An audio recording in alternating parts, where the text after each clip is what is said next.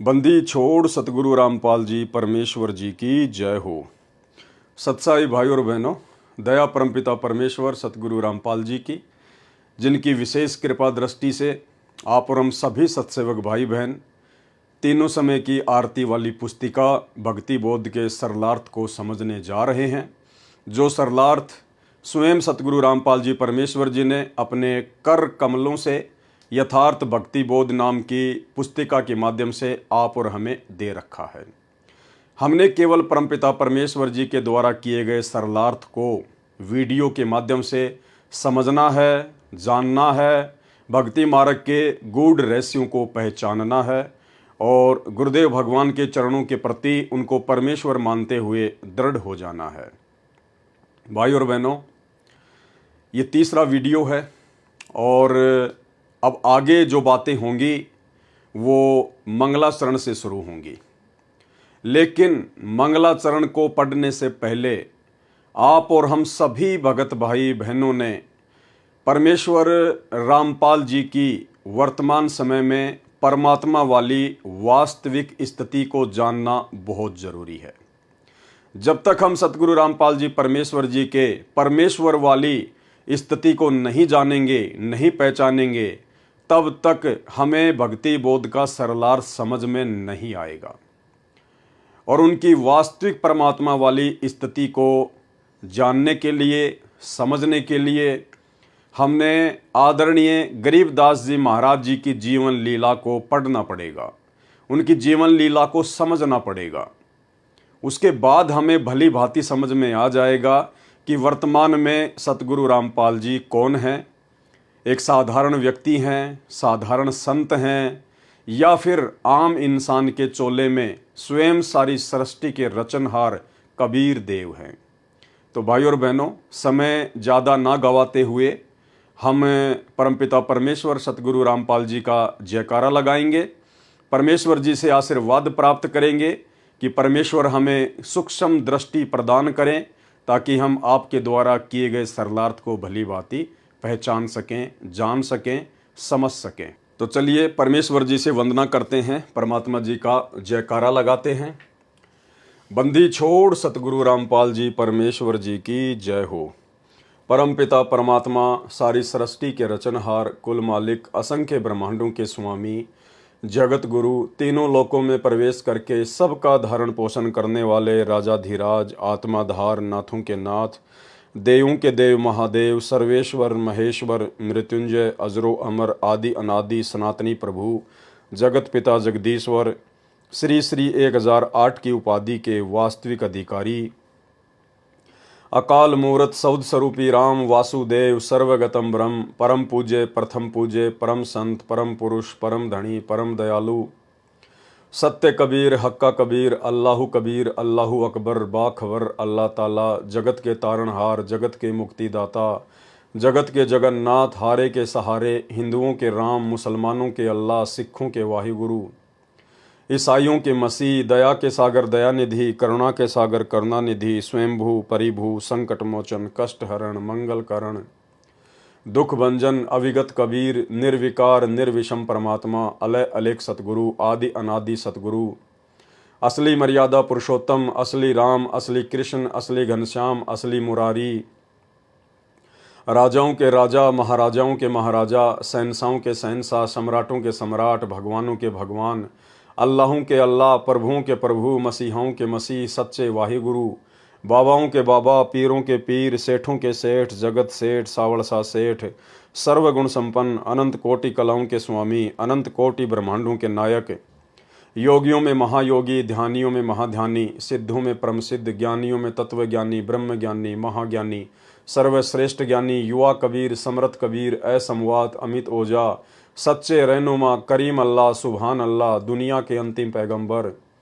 8 सितंबर 1951 से गांव धनाना, जिला सोनीपत, हरियाणा, भारतवर्ष की पावन भूमि में प्रकट रियल कल्कि भगवान श्री नारायण साकार हरि, रियल बाबा साहेब, संत श्रोमणी सतगुरु रामपाल जी परमेश्वर जी के चरण कमल में साध संगति से जुड़े हुए हम सभी सत्सेवक भाई बहनों का अनंत कोटि दंडवत प्रणाम।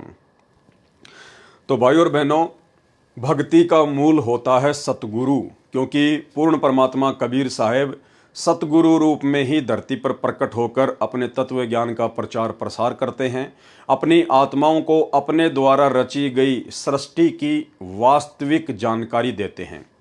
तो परमेश्वर जी जिस समय पृथ्वी पर सतगुरु रूप में प्रकट होते हैं और यदि कोई भगत, कोई साधक उनकी सतगुरु रूप में प्रकट इस वास्तविक स्थिति को जान लेता है, पहचान लेता है और यदि आजीवन मर्यादा में रहकर भक्ति मार्ग पर लगा रहता है, तो भाई और बहनों, गुरुदेव भगवान कहते हैं ऐसी आत्मा के मोक्ष में कोई भी संशय नहीं होता है। तो सतगुरु रामपाल जी परमेश्वर जी को पहचानने के लिए जिस प्रकार से आज वो लीलामय रूप में धरती पर प्रकट हैं, एक आम व्यक्ति की तरह परमेश्वर लीला कर रहे हैं हमारी चरम दृष्टि को धोखा देते हुए, ठीक इसी प्रकार भाई और बहनों हमने गरीबदास जी महाराज जी की जीवन लीला को समझना है। यदि हमें इनकी जीवन लीला समझ में आ गई तो समझ लीजिएगा आपको सतगुरु रामपाल जी की पूरी जीवन लीला समझ में आ जाएगी। क्योंकि आदरणीय गरीबदास जी महाराज जी ने, जो कि स्वयं कबीर परमात्मा ही थे और आज से 300 साल पहले इन्होंने डबल रोल किया। ये कबीर साहब स्वयं परमात्मा सतलोक से जिंदा बाबा के रूप में आए और अपने ही दूसरे रूप में परमात्मा गरीबदास जी का रूप बनाकर पृथ्वी पर पहले से ही प्रकट थे। और परमेश्वर ने ऐसी लीला की कि आम व्यक्ति तो छोड़िए, 21 ब्रह्मांड का स्वामी ज्योति निरंजन भी धोखा खा जाए। तो गरीबदास जी महाराज जी ने जिस प्रकार हमारी चरम दृष्टि को धोखा देते हुए सांसारिक दृष्टि के हिसाब से एक माँ के गर्भ से जन्म लेने की लीला की और आध्यात्मिक दृष्टि से स्वयंभू प्रकट होने की लीला की, यदि इनकी ये अद्भुत लीला जो इन्होंने लगभग 300 वर्ष पहले की, यदि आज हमारे समझ में आ जाती है तो परमेश्वर रामपाल जी को समझना बेहद आसान है। तो भाइयों और बहनों, क्या क्या समानता है गरीबदास जी महाराज जी की जीवन लीला में और परमेश्वर रामपाल जी की जीवन लीला में। हालांकि दोनों ही कबीर परमात्मा है, गरीबदास जी भी स्वयं ही कबीर परमात्मा है और परम पूज्य परमेश्वर सतगुरु रामपाल जी भी स्वयं ही कबीर परमात्मा है। लेकिन हमारे लिए वर्तमान में सबसे ज्यादा महत्व, सबसे अहम महत्व परम पूज्य परमेश्वर रामपाल जी का रहेगा, क्योंकि परमेश्वर रामपाल जी हमारे पूज्य गुरुदेव भगवान के रूप में प्रकट हैं। इसलिए हम भक्तों ने सबसे अधिक प्राथमिकता सतगुरु रामपाल जी परमेश्वर वाले रूप को ही देनी पड़ेगी यदि वर्तमान में हमें मोक्ष चाहिए। तो क्या क्या समानता है दोनों महापुरुषों में। जैसी इन्होंने लीला की, काल को धोखा देते हुए, आप और हम सांसारिक जीवों की चरम दृष्टि को धोखा देते हुए, तो बंदी छोड़ गरीबदास जी महाराज जी का जो प्राकट्य स्थान है वो है हरियाणा में गांव करोथा, और इधर बंदी छोड़ सतगुरु रामपाल जी भगवान का भी जो प्राकट्य स्थान है वो भी हरियाणा में गांव धनाना है। यानी बिल्कुल सेम है, दोनों ही हरियाणा में प्रकट हुए। और भाइयों और बहनों, ये भक्ति बोध पुस्तक जिससे हम 3 समय की आरती करते हैं, इसमें यदि आपने नोटिस किया हो तो शुरुआत में इसमें हमारी गुरु प्रणाली लिखी हुई है, गुरु प्रणाली।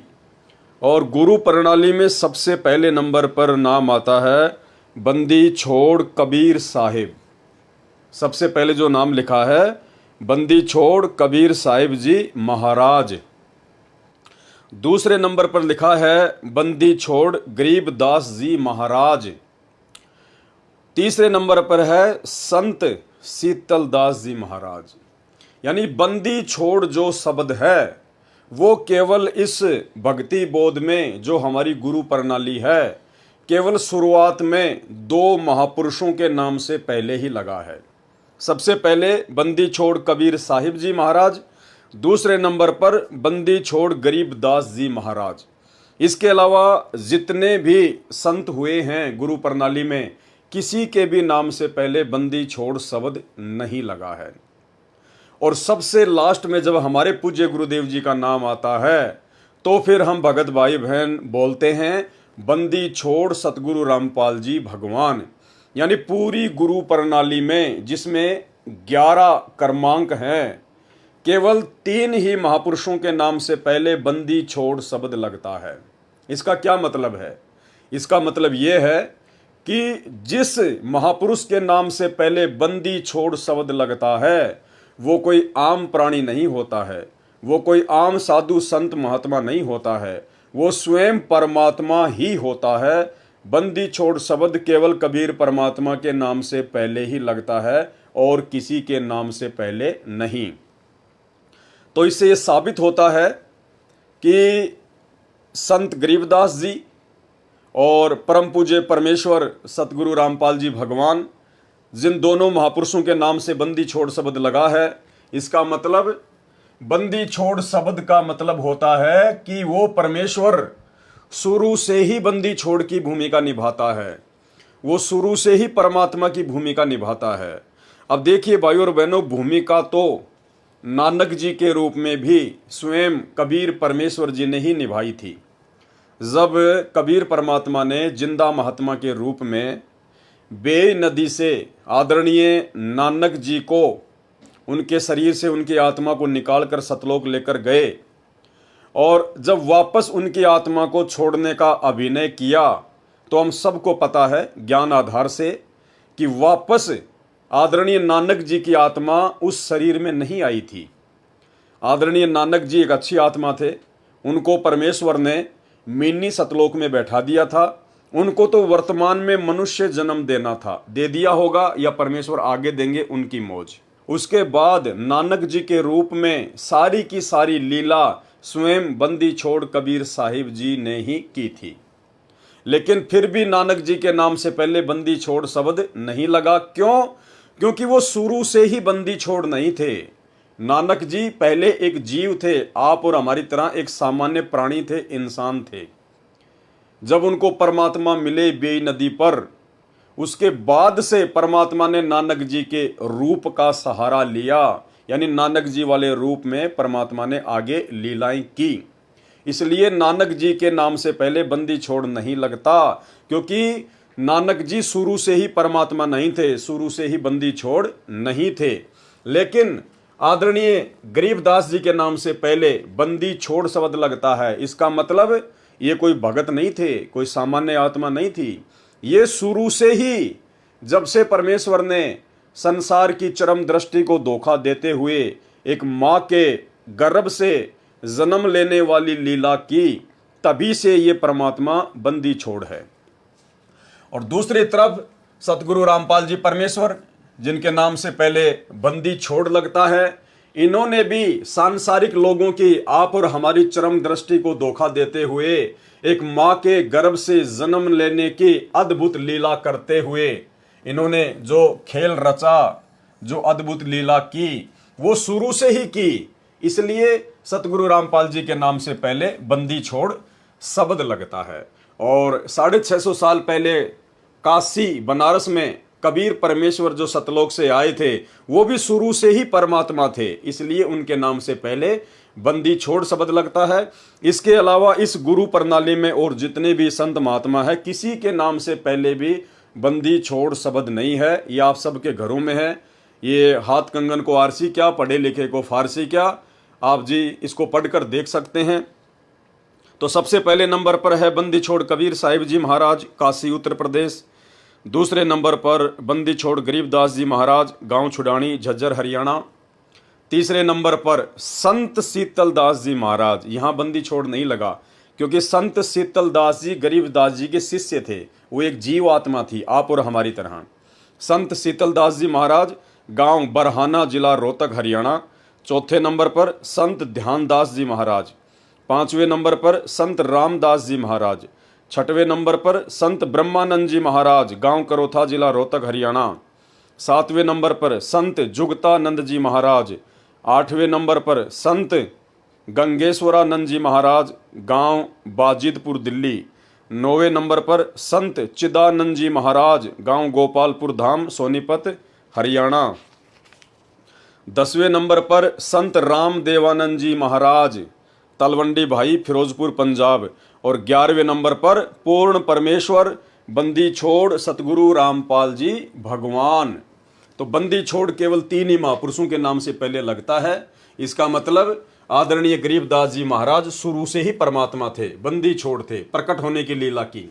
इसी प्रकार सतगुरु रामपाल जी परमेश्वर शुरू से ही बंदी छोड़ हैं, केवल इन्होंने प्रकट होने की लीला की है। इसके अलावा आदरणीय गरीबदास जी महाराज एक किसान परिवार में आए और जाट बिरादरी में आए। ठीक इसी प्रकार सतगुरु रामपाल जी परमेश्वर वर्तमान में एक किसान परिवार में आए और जाट बिरादरी में ही आए।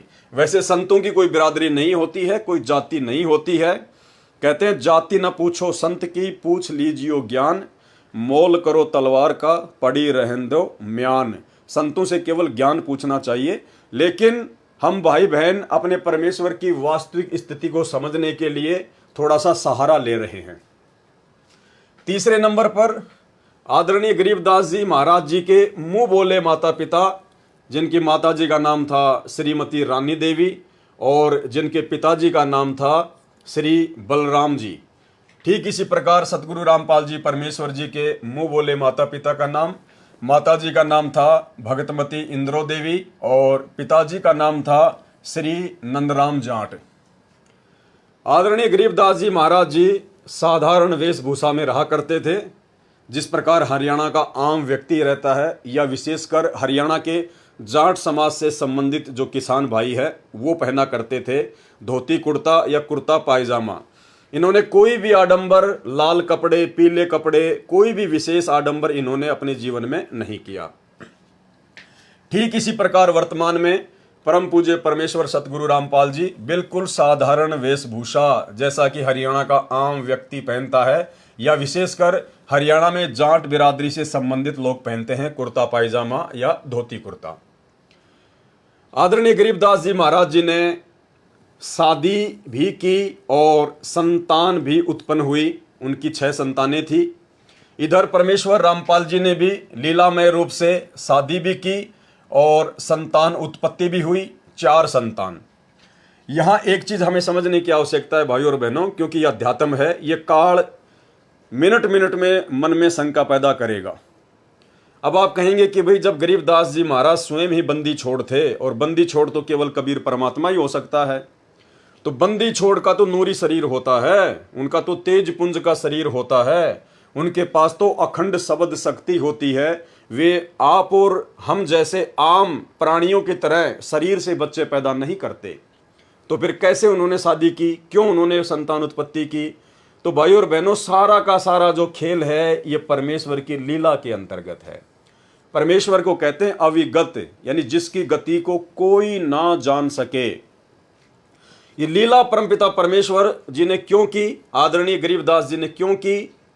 क्योंकि जब परमेश्वर सतगुरु रूप में धरती पर प्रकट होते हैं तो ये काल उस समय तक धरती पर इतना पाखंड फैला देता है, शास्त्रों के विरुद्ध समाज में इतना मनमाना आचरण फैला देता है कि आदमी भक्ति और भगवान की परिभाषा से कोसों दूर हो जाता है। तो आदरणीय गरीबदास जी महाराज जी के आने से पहले, प्रकट होने से पहले आम समाज में भक्ति मार्ग में एक धारणा प्रचलित थी कि भाई अगर परमात्मा प्राप्ति करनी है तो आजीवन ब्रह्मचार्य का पालन करना पड़ेगा, गृहस्थ जीवन में रह के परमात्मा की प्राप्ति नहीं की जा सकती। तो इस मिथ्या का, इस झूठ का, इस पाखंड का, इस शास्त्र विरुद्ध मनमाने आचरण का खंडन करते हुए आदरणीय गरीबदास जी महाराज जी ने लीलामय रूप से शादी भी की और 6 बच्चे भी उत्पन्न किए। और इन्होंने समाज में एक संदेश दिया कि जिस प्रकार से मैं गरीबदास शादीशुदा होते हुए, संतान उत्पत्ति करते हुए मैंने अंत में परमात्मा पाया, मैंने मोक्ष की प्राप्ति की। अर्थात यदि आपकी भक्ति विधि सही है, आपका गुरु पूर्ण है और आप यदि आजीवन गुरु मर्यादा में और गुरु वचन में रहते हैं तो आपके मोक्ष में कोई संशय नहीं है। भाई और बहनों, इस बात को और अच्छे से समझने के लिए, क्योंकि गरीबदास जी के जीवन से ही हमने सतगुरु रामपाल जी परमेश्वर जी के जीवन को समझना है, ठीक यही लीला सतगुरु रामपाल जी परमेश्वर जी ने की। इसी मिथ्या धारणा को तोड़ने के लिए सतगुरु रामपाल जी परमेश्वर जी ने वैसी ही लीला की क्योंकि परमेश्वर ने यह दिखाना था कि गरीबदास जी के जीवन को आधार बनाकर ही मेरे भगत मेरी जीवन लीला को समझ पाएंगे। तो परमेश्वर सतगुरु रामपाल जी ने आदरणीय गरीबदास जी महाराज जी के शादी विवाह करने और संतान उत्पत्ति करने को लेकर अपने सत्संग में क्या बताया। परमेश्वर ने बताया कि गरीबदास जी तो स्वयं बंदी छोड़ थे, परमात्मा थे, उनको बच्चे उत्पन्न करने की आवश्यकता नहीं थी, लेकिन उन्होंने ऐसा क्यों किया? समाज में प्रचलित उस झूठी धारणा का खंडन करने के लिए कि भैया गृहस्थ आश्रम में रहकर यदि आप संयमित रहते हैं और यदि आप पूर्ण गुरु धारण करके आजीवन मर्यादा में रह के भक्ति करते हैं तो इस आत्मा के पूर्ण मोक्ष में कोई संशय नहीं है। तो सुनिए सतगुरु रामपाल जी परमेश्वर जी के मुख कमल से वो अमर सत्संग, जिसमें उन्होंने आदरणीय गरीबदास जी महाराज जी के पूर्ण परमात्मा होते हुए भी शादी करने और बच्चे उत्पन्न करने को लेकर क्या कुछ कहा है। और उसके बाद में आपको आसानी से समझ में आ जाएगा कि ठीक वही लीला सतगुरु रामपाल जी परमेश्वर जी ने वर्तमान में शादी करने और संतान उत्पत्ति करके की है। तो सुनिए गुरुदेव के मुख कमल से छोटा सा सत्संग। लेकिन बंदी छोड़ गरीबदासियों ने इसको बहुत आसान किया है। इसको ऐसा मार्ग बता दिया है कि आप काम करते हुए अपने खेत में, जैसे उन्होंने उदाहरण दे के बताया, नहीं तो उस भगवान ने यहां पर आने की कोई आवश्यकता नहीं थी और ना ही उन्होंने बच्चे पैदा करने की आवश्यकता थी, क्योंकि वो पूर्ण ब्रह्म परमात्मा थे। लेकिन हमारे इस भ्रम को दूर करने के लिए कि आपके मन में क्या जमा हो चुकी, हमारे अंदर भी यही थी। हम तो एक साधारण सा अपना नाम ले लिया करते थे, आरती कर लिया करते थे, जब तक हमने पूर्ण ज्ञान नहीं हुआ था, इस उद्देश्य से कि हमारे थोड़े बहुत काम सर जाएंगे, भगवान की आरती कर लें। बाकी प्राप्ति की हमें कोई उम्मीद नहीं थी, परमात्मा प्राप्ति की। जब से बंदी छोड़ गरीबदासियों का, कबीर साहिब का ज्ञान देखा, इसको समझा, और वे साथ में ये भी पता चला कि ये गृहस्थी थे, बाल बच्चेदार थे, इन्होंने अपने बच्चों के सारी ये क्रियाक्रम किया, विवाह भी किया और साथ में उनका पालन पोषण भी किया और फिर भक्ति करके परमात्मा प्राप्ति भी की। तो जब हमारे मन में यह कुछ उत्सुकता पैदा हुई कि जब बंदी छोड़ गरीबदास जी सारे काम को करते हुए पार हुए तो हम भी हो सकते हैं। उसके बाद आदरणीय गरीबदास जी महाराज जी को सतलोक से चलकर स्वयं परमात्मा आकर मिले। कहाँ मिले? गांव छुडानी के खेतों में। जिस समय गरीबदास जी महाराज अपने कुछ 10-12 साथियों के साथ में गायें चरा रहे थे, उस समय जिंदा महात्मा के रूप में कबीर परमेश्वर इनको आकर मिले और जिसके प्रत्यक्ष दृष्टा इनके साथी 8-10 जो ग्वाले थे, जो पाली थे, जो इनके साथ में गौवें चरा रहे थे, उन्होंने भी उनको देखा।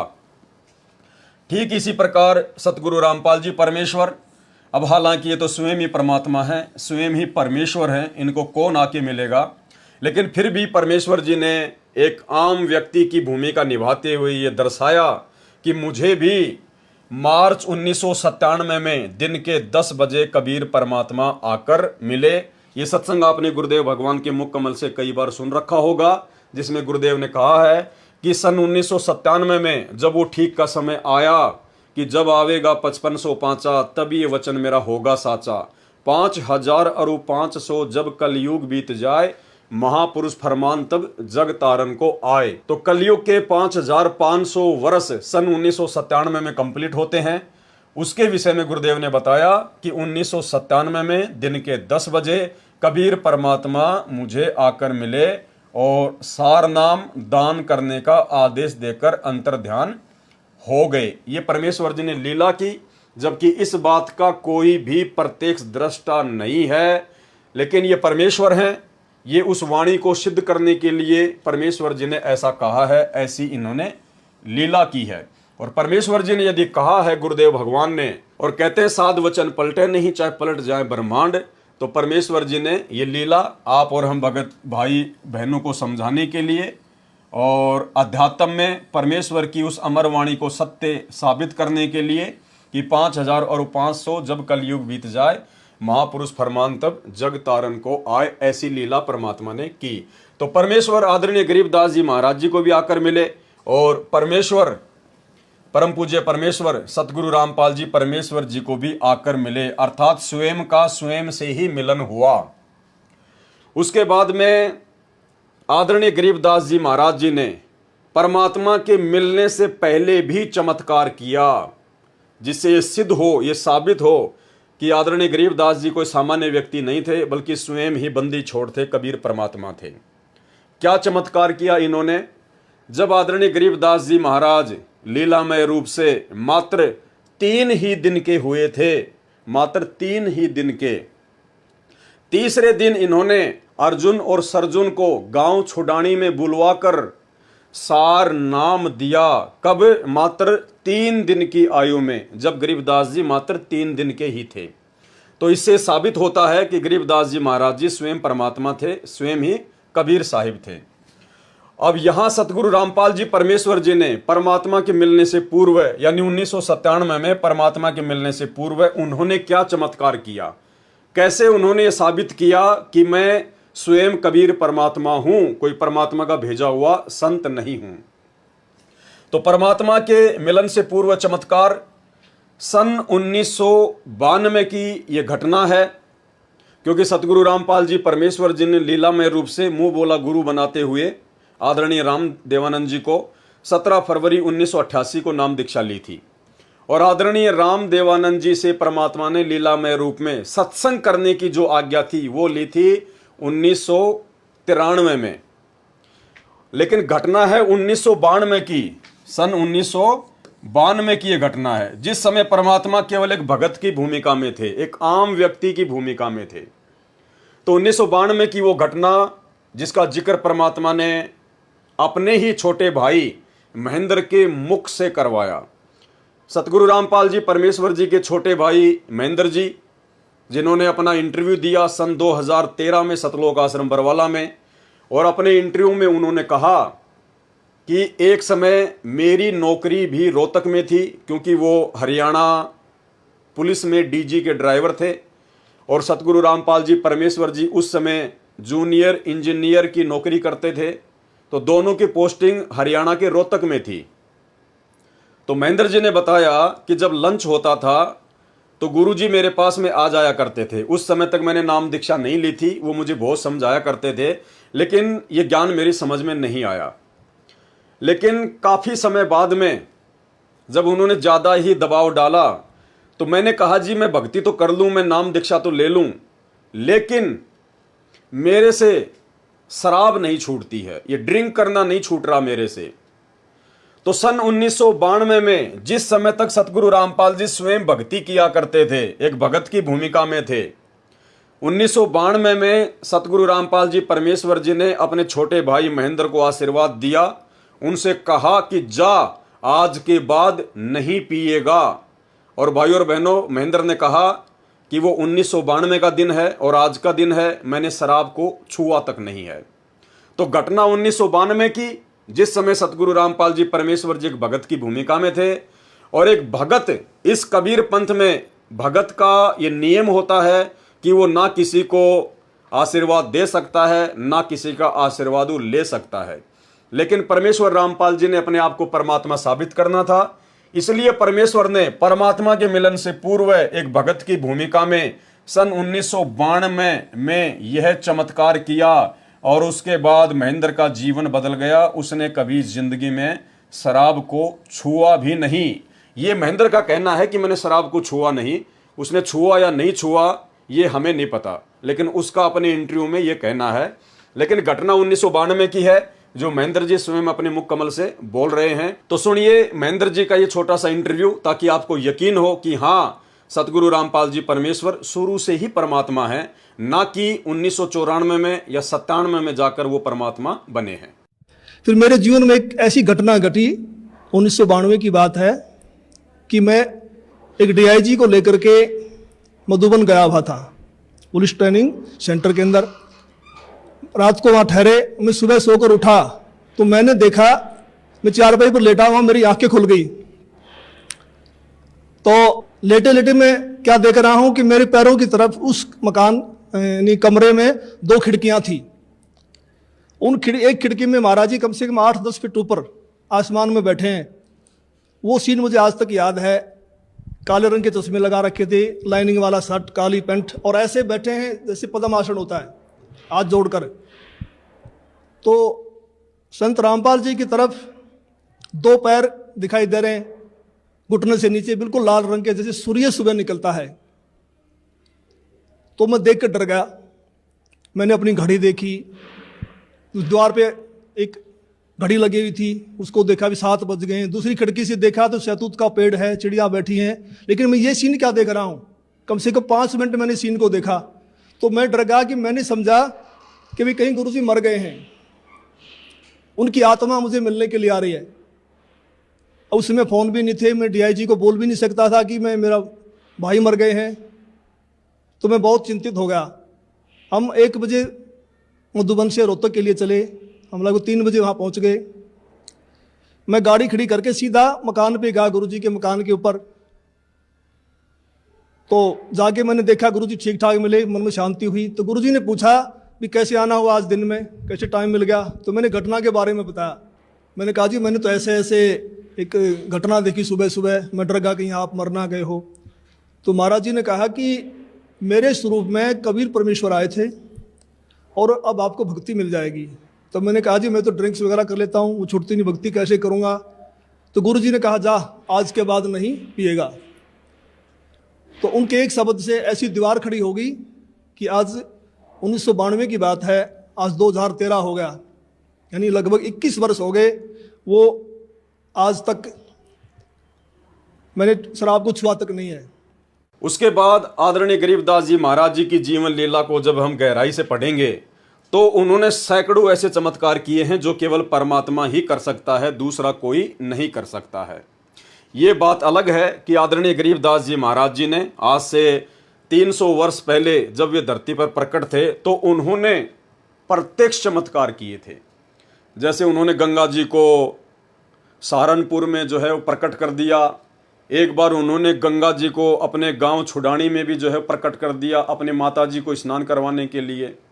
और भी बहुत सारे इन्होंने चमत्कार किए।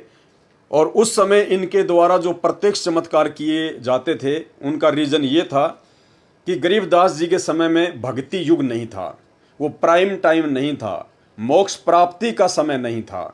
इसलिए परमात्मा ने उस समय लोगों को चमत्कार दिखा दिखा कर ही भक्ति मार्ग से जोड़ना था, क्योंकि उस समय इन्होंने पूरी सृष्टि रचना का और मूल ज्ञान का पूर्ण खुलासा नहीं किया था, क्योंकि उस समय तक इस ज्ञान का खुलासा नहीं करना था। इसलिए उन्होंने आत्माओं को थोड़ा बहुत ज्ञान समझाकर और मंत्र देकर जोड़ा, ताकि उन आत्माओं के बारंबार मनुष्य जन्म होते होते वर्तमान कलयुग की पिछली पीढ़ी तक वो आ जाएं। इसलिए उन्होंने प्रत्यक्ष चमत्कार दिखाए। लेकिन वर्तमान का जो समय है, जिस समय सतगुरु रामपाल जी परमात्मा धरती पर प्रकट हो चुके हैं, ये जो पिछली पीढ़ी है, इस समय परमेश्वर जी ने प्रत्यक्ष चमत्कार नहीं करने थे, क्योंकि ये जो समय है ये परमेश्वर ने ज्ञान मार्ग का समय रखा हुआ है। यानी परमेश्वर जी ने ज्ञान समझाकर ही आत्माओं को अपनी शरण में लेना है और ज्ञान समझाकर ही परमात्मा ने अपनी पहचान करवानी है कि सतगुरु के रूप में वर्तमान में धरती पर कौन प्रकट है। अगर ये परमात्मा आज आदरणीय गरीबदास जी महाराज जी के तरह सीधे चमत्कार करने लग जाए, सीधे सीधे मुर्दों को जिंदा करने लग जाए, या आशीर्वाद देकर मुर्गी को हाथी बना दे, हाथी को मुर्गी बना दे, तो पूरी दुनिया इनके पीछे लग जाएगी, पूरी दुनिया। और फिर ये पता ही नहीं चल पाएगा कि कौन व्यक्ति इनके ज्ञान को समझकर इनसे जुड़ रहा है और कौन व्यक्ति देखा देखी में अंधभक्ति के तहत जुड़ रहा है। जिस प्रकार छोटे मोटे बाबा आजकल, जैसे बागेश्वर धाम वाले धीरेन्द्र शास्त्री, वो पंडोखर सरकार वगैरह, ये छोटे मोटे चमत्कार दिखा देते हैं, सिद्धियाँ दिखा देते हैं अपने पूर्व जन्म की भक्ति कमाई से। किसी के काका मामा चाचा फूफा का नाम बता देते हैं, तेरे मन में क्या है वो बता देते हैं, जिस कारण से आज लाखों लोग उनके पीछे अंधे होके लग रहे हैं। अगर यही चमत्कार ये परमात्मा करने लग जाता, इस प्रकार का पाखंड अगर ये परमात्मा करने लग जाता, तो भाई और बहनों आज इनके पीछे इतनी जनता होती कि पूरे बरवाला में पैर रखने की जगह नहीं मिलती। लेकिन परमेश्वर ने ऐसा नहीं करना था, क्योंकि ये भक्ति मार्ग है, यथार्थ सत्य भक्ति मार्ग है, शास्त्र अनुकूल भक्ति मार्ग है। परमात्मा ने अपनी हंस आत्माओं को, जिनके लिए परमात्मा युगों युगों से भटक रहे हैं, काल के साथ आंख मिचोली का खेल खेलते हुए, तो परमेश्वर ने केवल अपना सत्य आध्यात्मिक ज्ञान देकर, सृष्टि रचना का ज्ञान देकर जीव आत्माओं से ज्ञान आधार से अपनी पहचान करवानी है। और जो आत्मा इनको ज्ञान से पहचानेगी वही आत्मा सतलोक जाने की अधिकारी होगी। इसलिए आज सतगुरु रामपाल जी परमेश्वर जी ने प्रत्यक्ष चमत्कार ना करके गुप्त रूप में सैकड़ों नहीं बल्कि लाखों चमत्कार किए हैं। इन्होंने मुर्दों को जिंदा किया है। ऐसे ऐसे असाध्य रोगों से पीड़ित लोग जिनको देश की बड़ी बड़ी हॉस्पिटल, एम्स, पीजीआई, अपोलो, वहां के डॉक्टरों ने जवाब दे दिया कि हमारे पास आपके रोग का कोई इलाज नहीं है, मेडिकल साइंस इसके आगे फेल है, इतने दिनों बाद में आपकी मृत्यु निश्चित है। और जब से उन लोगों ने सतगुरु रामपाल जी परमेश्वर जी से नाम दीक्षा ली, आज वो घोड़े की तरह बिल्कुल स्वस्थ हैं। कोई कह भी नहीं सकता कि ये रोग आपको कभी जीवन में था।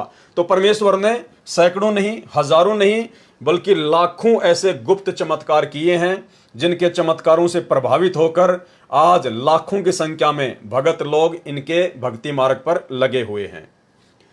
इसके अलावा आदरणीय गरीबदास जी महाराज जी ने सदग्रंथ साहिब की रचना की। सदग्रंथ साहिब जिसमें भक्ति का पूरा विधान है, जो कि 5वां वेद भी कहा जाता है, जिसमें 24,000 वाणियां हैं। और सदग्रंथ साहिब की एक मुख्य खासियत, सदग्रंथ साहिब जिसमें 24,000 वाणियां हैं, जो गरीबदास जी महाराज जी ने संत गोपाल दास जी को निमित्त बनाकर लिखवाया था, जिसका वर्तमान में आश्रमों में पाठ चलता है। भाई और बहनों, उस अमर ग्रंथ में पूरे विश्व की सभी भाषाओं का समावेश है। यानी पूरी दुनिया के जितने भी देश हैं, उन देशों में जो जो भाषा चलती है, हर भाषा के शब्द आदरणीय गरीबदास जी महाराज जी के सदग्रंथ साहिब में लिपिबद्ध हैं। यानी ऐसा ग्रंथ केवल बंदी छोड़ी लिख सकते हैं, परमात्मा ही लिखवा सकते हैं, दूसरा कोई नहीं लिखवा सकता, क्योंकि पूरे विश्व की भाषाओं के ज्ञाता केवल परमात्मा ही हो सकते हैं। अवधपुरी एक नगर निधाना, ता अवतार धरे मोरे प्राणा, 20 वर्ष की उम्र पुनीता, मात पिता भय काल सनीपा, पड़ा काल दुर्भिक्षता ही, पृथ्वी डोल गई रे भाई। करुण जी को बता रहे हैं काकभूषण जी के भाई, एक बार जब मैं 20 वर्ष की उम्र का था, एक दुर्भिक्ष काल, बहुत भयंकर काल पड़ा और मेरे माता पिता सब मृत्यु को प्राप्त हो गए। पड़ा काल दुर्भिक्षता ही, पृथ्वी डोल गई रे भाई। कहते पृथ्वी भी डोल गई, इतना वहां पर नरसंहार हुआ, मर गए दुनिया, प्राणी सब, पशु पक्षी तरफ तरफ का मर गए। पड़ा काल दुर्भिक्ष अपारा, मनुष्य मनुष्य का करे आहारा। कितनी प्यारी लैंग्वेज बोली जा रही है गरीबदास साहिब जी, जो कभी पढ़े नहीं थे और अशिक्षित थे, और कितनी अच्छी लैंग्वेज उन्होंने बोला है। ये वो विद्वान थे।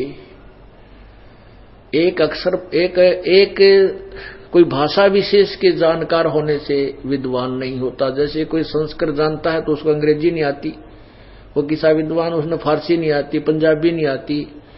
तो कबीर, ये परमात्मा जो है गरीबदास जी महाराज और कबीर साहब जी, प्रत्येक लैंग्वेज को जानते थे। पृथ्वी पर जितनी भी भाषा है वो सभी का इन अपनी लैंग्वेज में, अपनी अमरवाणी में प्रयोग किया हुआ है। तो इसी सिद्ध है कि ये विद्वान थे।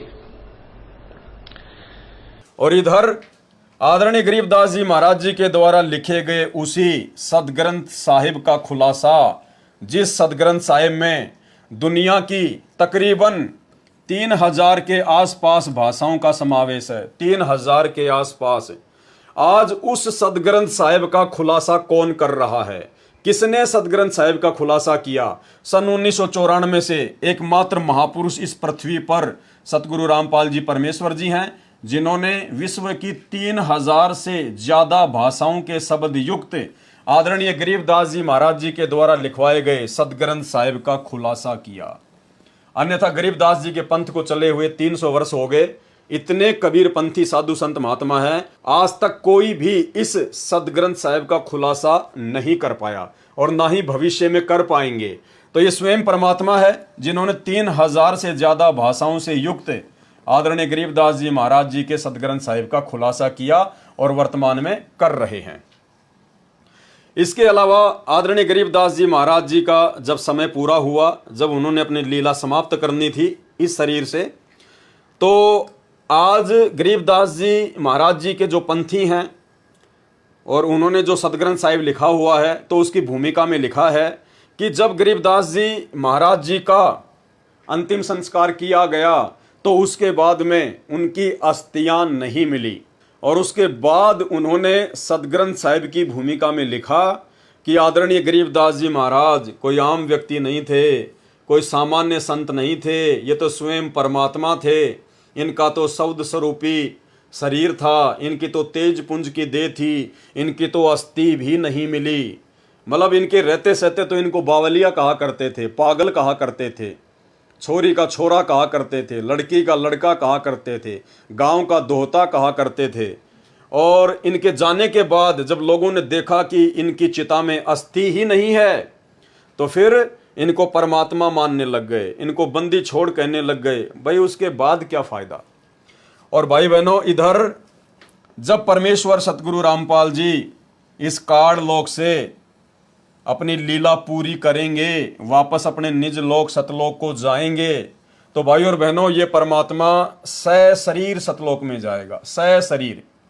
आदरणीय गरीबदास जी महाराज जी ने तो आम सांसारिक व्यक्ति की तरह शमशान घाट पर जाने की लीला की, लेकिन इधर सतगुरु रामपाल जी परमेश्वर पूरी दुनिया को एक संदेशा देकर जाएंगे कि भाई आप लोग मौका चूक गए। यहाँ तो स्वयं बंदी छोड़ धरती पर विराजमान थे सतगुरु रामपाल जी के रूप में, ये परमात्मा सशरीर सतलोक जाएंगे, सशरीर सतलोक जाएंगे। और तभी इनका ये भक्ति मार्ग यथार्थ 13वां कबीर पंथ 1000 वर्ष तक निर्बाध रूप से और उसके बाद कई लाखों वर्ष तक इस कलयुग में चलेगा। इसलिए परमात्मा ऐसी ही लीला यहाँ से करके जाएंगे ताकि दुनिया इनको परमेश्वर मानकर फिर इनके भक्ति मार्ग पर दृढ़ता से लगी रहेगी। इसके अलावा जब आदरणीय गरीबदास जी महाराज जी ने छुड़ाने में अपना शरीर छोड़ा, उसके बाद में उसी शरीर में उसी अवस्था में ये उत्तर प्रदेश के सहारनपुर में अपने प्रिय भगत भूमड़ सैनी के घर पर प्रकट हो गए।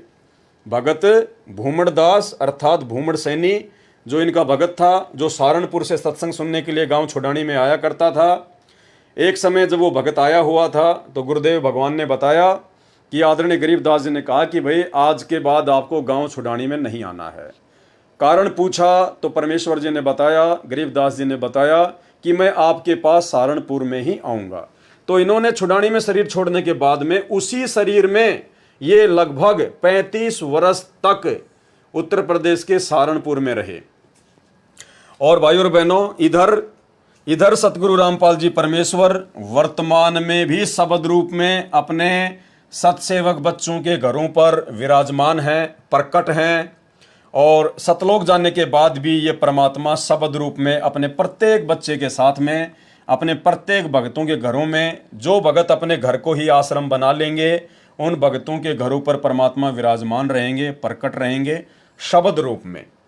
और जब भगत को आवश्यकता पड़ी परमेश्वर के शरीर की, तो ये तो परमात्मा है, ये तो शरीर भी धारण कर लेगा, इसमें कोई संशय नहीं है। और इस प्रकार की लीलाएं परमात्मा करेंगे जिससे भक्तों का दृढ़ विश्वास भक्ति मार्ग पर लाखों साल तक बना रहेगा।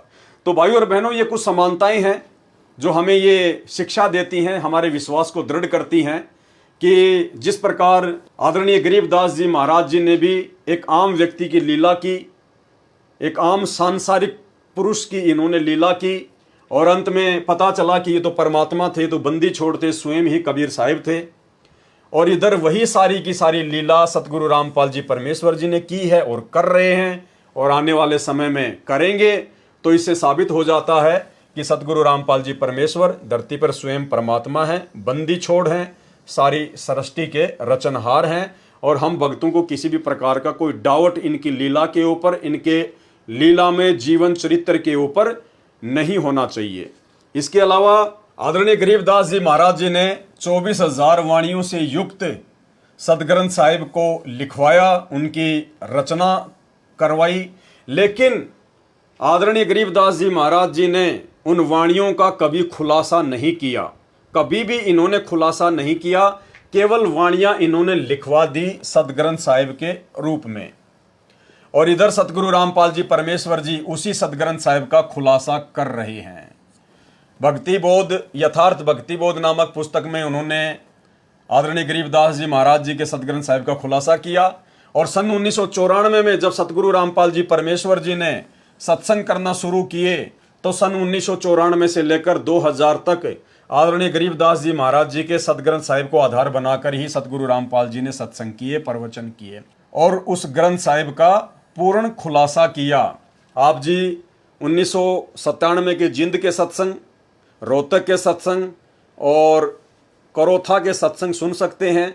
वो जितने भी सत्संग हैं जो कि ऑडियो में हैं, सारे के सारे आदरणीय गरीबदास जी महाराज जी के द्वारा लिपिबद्ध करवाए गए विश्व की 3000 से ज़्यादा भाषाओं के शब्दों युक्त सदग्रंथ साहिब को आधार बनाकर ही पूज्य गुरुदेव जी ने सत्संग किया। तो लिखा आदरणीय गरीबदास जी महाराज जी ने और आज उसका खुलासा किया सतगुरु रामपाल जी परमेश्वर जी ने। यानी पूरे विश्व की भाषाओं के जानकार या तो गरीबदास जी महाराज जी थे या वर्तमान में सतगुरु रामपाल जी परमेश्वर जी हैं। अवधपुरी एक नगर निधाना, ता अवतार धरे मोरे प्राणा। 20 वर्ष की उम्र पुनीता, मात पिता भय काल सनीपा। पड़ा काल दुर्भिक्षता ही, पृथ्वी डोल गई रे भाई। करुण जी को बता रहे हैं काकभूषण जी के भाई, एक बार जब मैं 20 वर्ष की उम्र का था, एक दुर्भिक्ष काल, बहुत भयंकर काल पड़ा और मेरे माता पिता सब मृत्यु को प्राप्त हो गए। पड़ा काल दुर्भिक्षता ही, पृथ्वी डोल गई रे भाई। कहते पृथ्वी भी डोल गई, इतना वहां पर नरसंहार हुआ, मर गए दुनिया, प्राणी सब, पशु पक्षी तरफ तरफ का मर गए। पड़ा काल दुर्भिक्ष अपारा, मनुष्य मनुष्य का करे आहारा। कितनी प्यारी लैंग्वेज बोली जा रही है गरीबदास साहिब जी, जो कभी पढ़े नहीं थे और अशिक्षित थे, और कितनी अच्छी लैंग्वेज उन्होंने बोला है। ये वो विद्वान थे। एक अक्षर एक कोई भाषा विशेष के जानकार होने से विद्वान नहीं होता। जैसे कोई संस्कृत जानता है तो उसको अंग्रेजी नहीं आती, वो किसा विद्वान, उसने फारसी नहीं आती, पंजाबी नहीं आती। तो कबीर, ये परमात्मा जो है गरीबदास जी महाराज और कबीर साहब जी प्रत्येक लैंग्वेज को जानते थे। पृथ्वी पर जितनी भी भाषा है वो सभी का इन अपनी लैंग्वेज में, अपनी अमरवाणी में प्रयोग किया हुआ है। तो इसी सिद्ध है कि ये विद्वान थे। अब भाई और बहनों, जब हमें इतनी बातों का पता चल रहा है, ऐसे ऐसे खुलासे हो रहे हैं, तो अब आपने कुछ बातों पर ध्यान देना होगा। जैसे गरीबदास जी के द्वारा लिखे गए उस सदग्रंथ साहिब का जब पाठ किया जाता है, तो वो पाठ कितने आदर और सम्मान के साथ में किया जाता है। उस ग्रंथ साहिब का, जिसकी हम केवल वाणियाँ पढ़ सकते हैं, उन वाणियों में क्या गूढ़ रहस्य है हम नहीं जान सकते।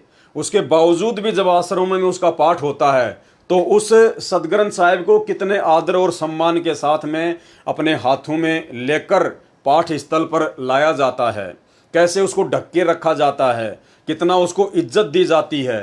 तो ठीक इसी प्रकार भाई और बहनों, यही विशेष आदर और सम्मान वर्तमान में सतगुरु रामपाल जी परमेश्वर जी ने उसी सदग्रंथ साहिब से मुख्य मुख्य वाणियां निकालकर हमें जो भक्ति बोध पुस्तक बनाकर दी है 3 समय की आरती के लिए, तो हमारा भी ये दायित्व बनता है, कर्तव्य बनता है कि हम इस पुस्तिका का विशेष तौर पर स्वच्छता का ध्यान रखें। हम अपने घर पर कहीं भी इस पुस्तक को ना फेंकें, कहीं भी ना रखें, झूठे हाथ वगैरह इस पुस्तक को हम ना लगाएं। यानी ये हमारे पूज्य गुरुदेव जी के द्वारा लिपिबद्ध सदग्रंथ साहिब है, तो हमने इसका विशेष आदर करना चाहिए। जिस प्रकार आदरणीय गरीबदास जी महाराज जी के द्वारा लिखे गए सदग्रंथ साहिब का आश्रमों में आदर किया जाता है, क्योंकि हमारे गुरु सतगुरु रामपाल जी परमेश्वर जी हैं। हमारा मोक्ष सतगुरु रामपाल जी परमेश्वर जी के द्वारा होना है। और यदि सतगुरु रामपाल जी परमेश्वर आदरणीय गरीबदास जी महाराज जी के द्वारा लिपिबद्ध करवाए गए सदग्रंथ साहिब का खुलासा नहीं करते, उसके ऊपर सत्संग नहीं करते, पुस्तकें नहीं लिखते, तो आज हमें कैसे पता चलता कि इन वाणियों का क्या महत्व है, कितना महत्व है, हम भक्तों ने भक्ति मार्ग पर कैसे रहना है, कैसे चलना है। तो भक्ति बोध जो पुस्तिका है, ये आप और हम सभी भगत भाई बहनों के लिए ये सदग्रंथ साहिब है। हमने इसका बहुत आदर करना है, सम्मान करना है, झूठे हाथ नहीं लगाने हैं, हर जगह हमने इस पवित्र पुस्तक को नहीं रखना है। उसके बाद में सदग्रंथ साहिब को जब पढ़ते हैं तो आपने देखा होगा जितने भी सतलोक आश्रम हैं उनमें या 2014 से पहले सतगुरु रामपाल जी परमेश्वर जी करोथा या बरवाला आश्रम में सत्संग किया करते थे। सत्संग के समय 3 दिन का पाठ चलता था उसी सदग्रंथ साहिब का। तो जब सदग्रंथ साहिब का पाठ किया जाता था तो जो पाठी होता था वो अपने सिर पर एक सफेद कपड़ा पहनकर उसका पाठ किया करता था। यानी जितने भी पाठी बारी बारी से सदग्रंथ साहिब का पाठ किया करते थे आश्रमों में या वर्तमान में करते हैं, तो आपने नोटिस किया होगा कि जो पाठी होते हैं वो अपने सिर पर एक सफेद वस्त्र डालकर ही पाठ करता है। तो वैसे हम सत्सेवक भाई बहन तो काफी लंबे समय से जब भी हम तीनों समय की आरती करते हैं भक्ति बोध पुस्तक को हाथ में लेकर, तो हम सभी भगत भाई बहन अपने अपने सिर पर सफेद जो कपड़ा है वो डालकर ही आरती करते हैं। और जो माता बहनें हैं जो अपने सर पर कोई चुन्नी वगैरह या वैसे दूसरा अपना कोई वस्त्र पहनती हैं, तो उनको अलग से कोई सफेद वस्त्र अपने सिर पर डालने की आवश्यकता नहीं है। लेकिन जो पुरुष भगत हैं वो अपने सर पर सफेद कपड़ा ओढ़ कर ही तीनों समय की आरती करते हैं, इन वाणियों का पाठ करते हैं। इसके अलावा आपने ये भी देखा होगा इन आश्रमों में कि जब जब आदरणीय गरीबदास जी के द्वारा लिपिबद्ध करवाए गए सदग्रंथ साहिब का पाठ किया जाता है तो पाठी अपने मुंह से बोलकर ही पाठ करता है। आदरणीय गरीबदास जी के सदग्रंथ साहिब को सामने रखकर जो पाठी होते हैं वो अपने मुंह से बोलकर पाठ करते हैं। तो भाइयों और बहनों, हमारा सदग्रंथ साहिब है भक्ति बोध, हमारे पूज्य गुरुदेव भगवान के द्वारा लिखा हुआ है। हमने भी केवल इसका पाठ करना है। देखो, अगर आप ध्यान से देखोगे, आप सबके घरों में भक्ति बोध पुस्तक है, उसके नीचे नीचे लिखा होता है, मेन पृष्ठ पर नीचे नीचे यहां लिखा होता है मूल्य नित्य नियम पाठ। यानी गुरुदेव भगवान ने जब हमें नाम दीक्षा दी, जब हमें नाम दीक्षा प्राप्त होती है तो उस समय हमारे को निःशुल्क ये भक्ति बोध मिलती है। और उस समय भाइयों और बहनों जब हम देखेंगे इस भक्ति बोध के यहां पर, तो नीचे लिखा हुआ है मूल्य नित्य नियम पाठ। यानी गुरुदेव भगवान कहते हैं कि भाई मैं तुम्हें जो निःशुल्क भक्ति बोध पुस्तक दे रहा हूं, यदि तुम तीनों समय इस पुस्तक को हाथ में लेकर इसका पाठ करोगे, स्वाध्याय करोगे, तीनों समय की आरतियां हाथ में लेके करोगे, नित्य तुम इसको पढ़ोगे, तो समझना तुम अपने गुरुदेव के द्वारा फ्री में दी गई, निःशुल्क दी गई इस पुस्तक का मूल्य अदा कर रहे हो। अन्यथा यदि आप ऑडियो वीडियो में आरती लगाकर सुनते हैं, अपना कोई काम भी करने लग जाते हैं, तो आप अपने गुरुजी के साथ में धोखा कर रहे हैं और खुद के साथ में बहुत बड़ा धोखा कर रहे हैं।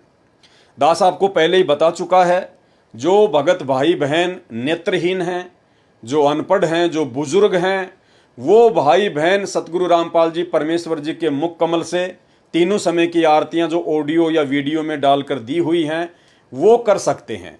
वो विशेष परिस्थितियों में ऐसे ही भगत भाई बहनों के लिए हैं, ना कि आम सामान्य भक्तों के लिए। लेकिन सतलोक आश्रमों से जुड़े हुए 90% भाई बहन सब गुरुदेव की ऑडियो वीडियो से ही आरतियां करते हैं, अपने दूसरे काम भी करते रहते हैं और उनकी आरतियां भी समाप्त हो जाती हैं। तो ये विधि परमेश्वर जी के भक्ति विधान के अकॉर्डिंग नहीं है। यदि आप सामान्य भगत हैं, आपको कोई परेशानी नहीं है, आप जी पढ़े लिखे हैं, तो फिर आपने परमेश्वर जी के विधि विधान अनुसार तीनों समय की आरती समय निकालकर भक्ति बोध पुस्तक को हाथ में लेकर ही पढ़ना है, इसका पाठ करना है। इसके अलावा आपने ये भी देखा होगा कि आश्रमों में जब जब ये 3 दिन का आदरणीय गरीबदास जी महाराज जी के सदग्रंथ साहिब का पाठ होता है तो पाठी बीच में बिल्कुल भी नहीं बोलता है और ना ही पाठी कोई दूसरा काम करता है।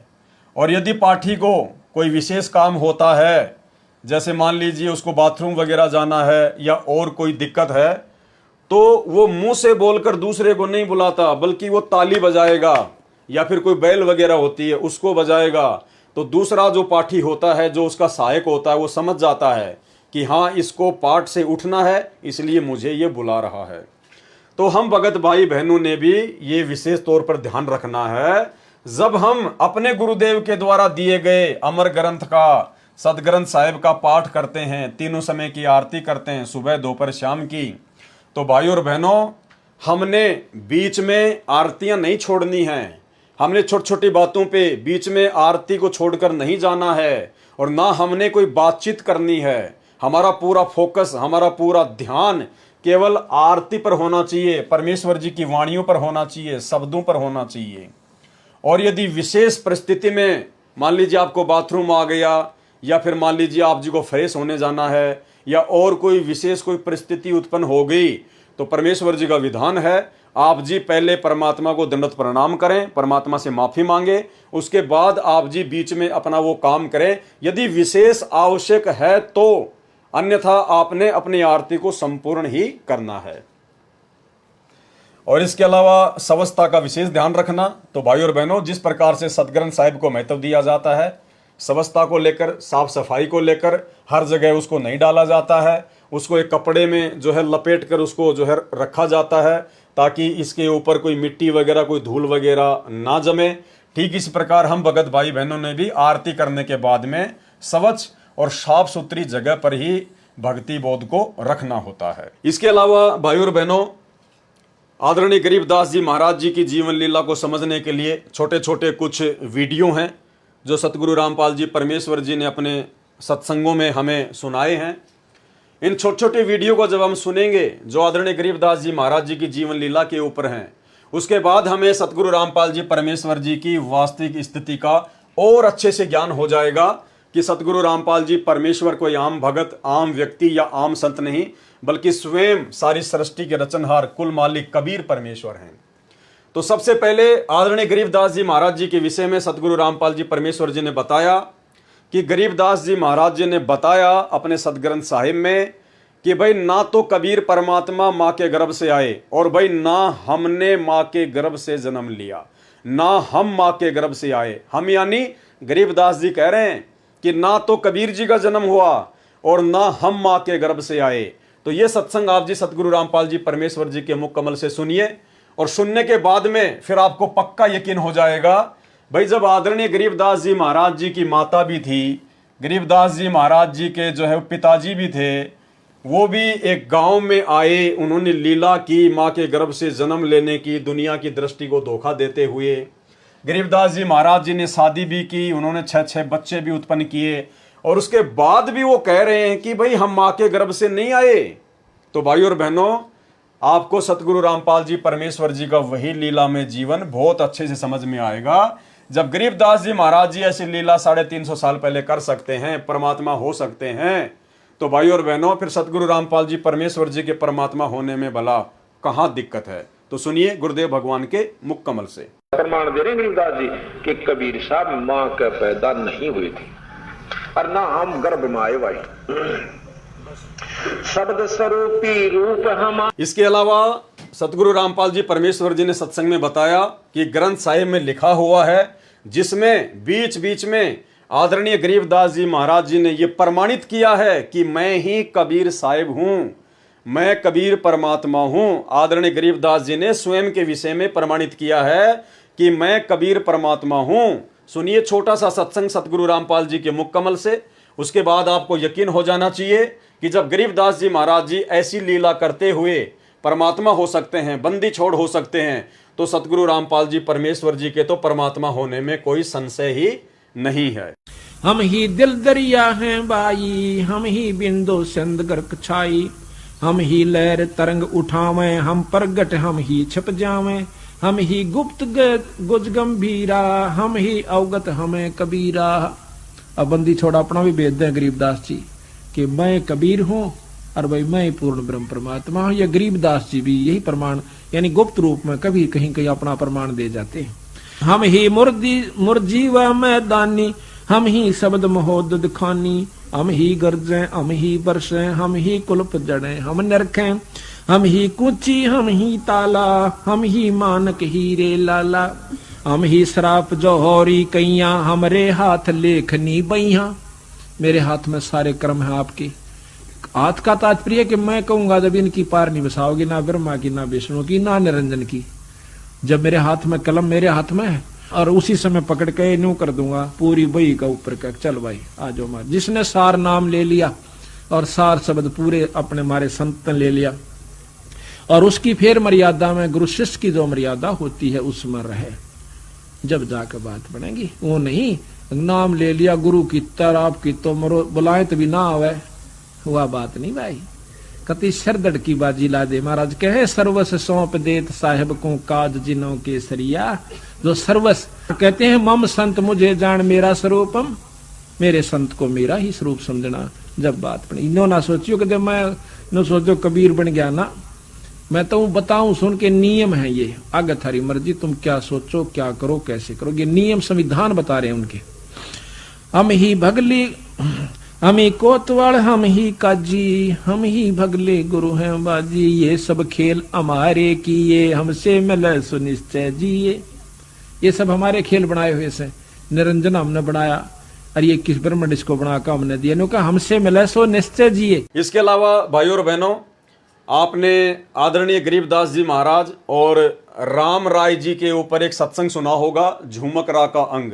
झूमकरा तत्व ज्ञान कोई ना कह रे झूमकरा, ये पैसे ऊपर नाच सुनो रे झूमकरा।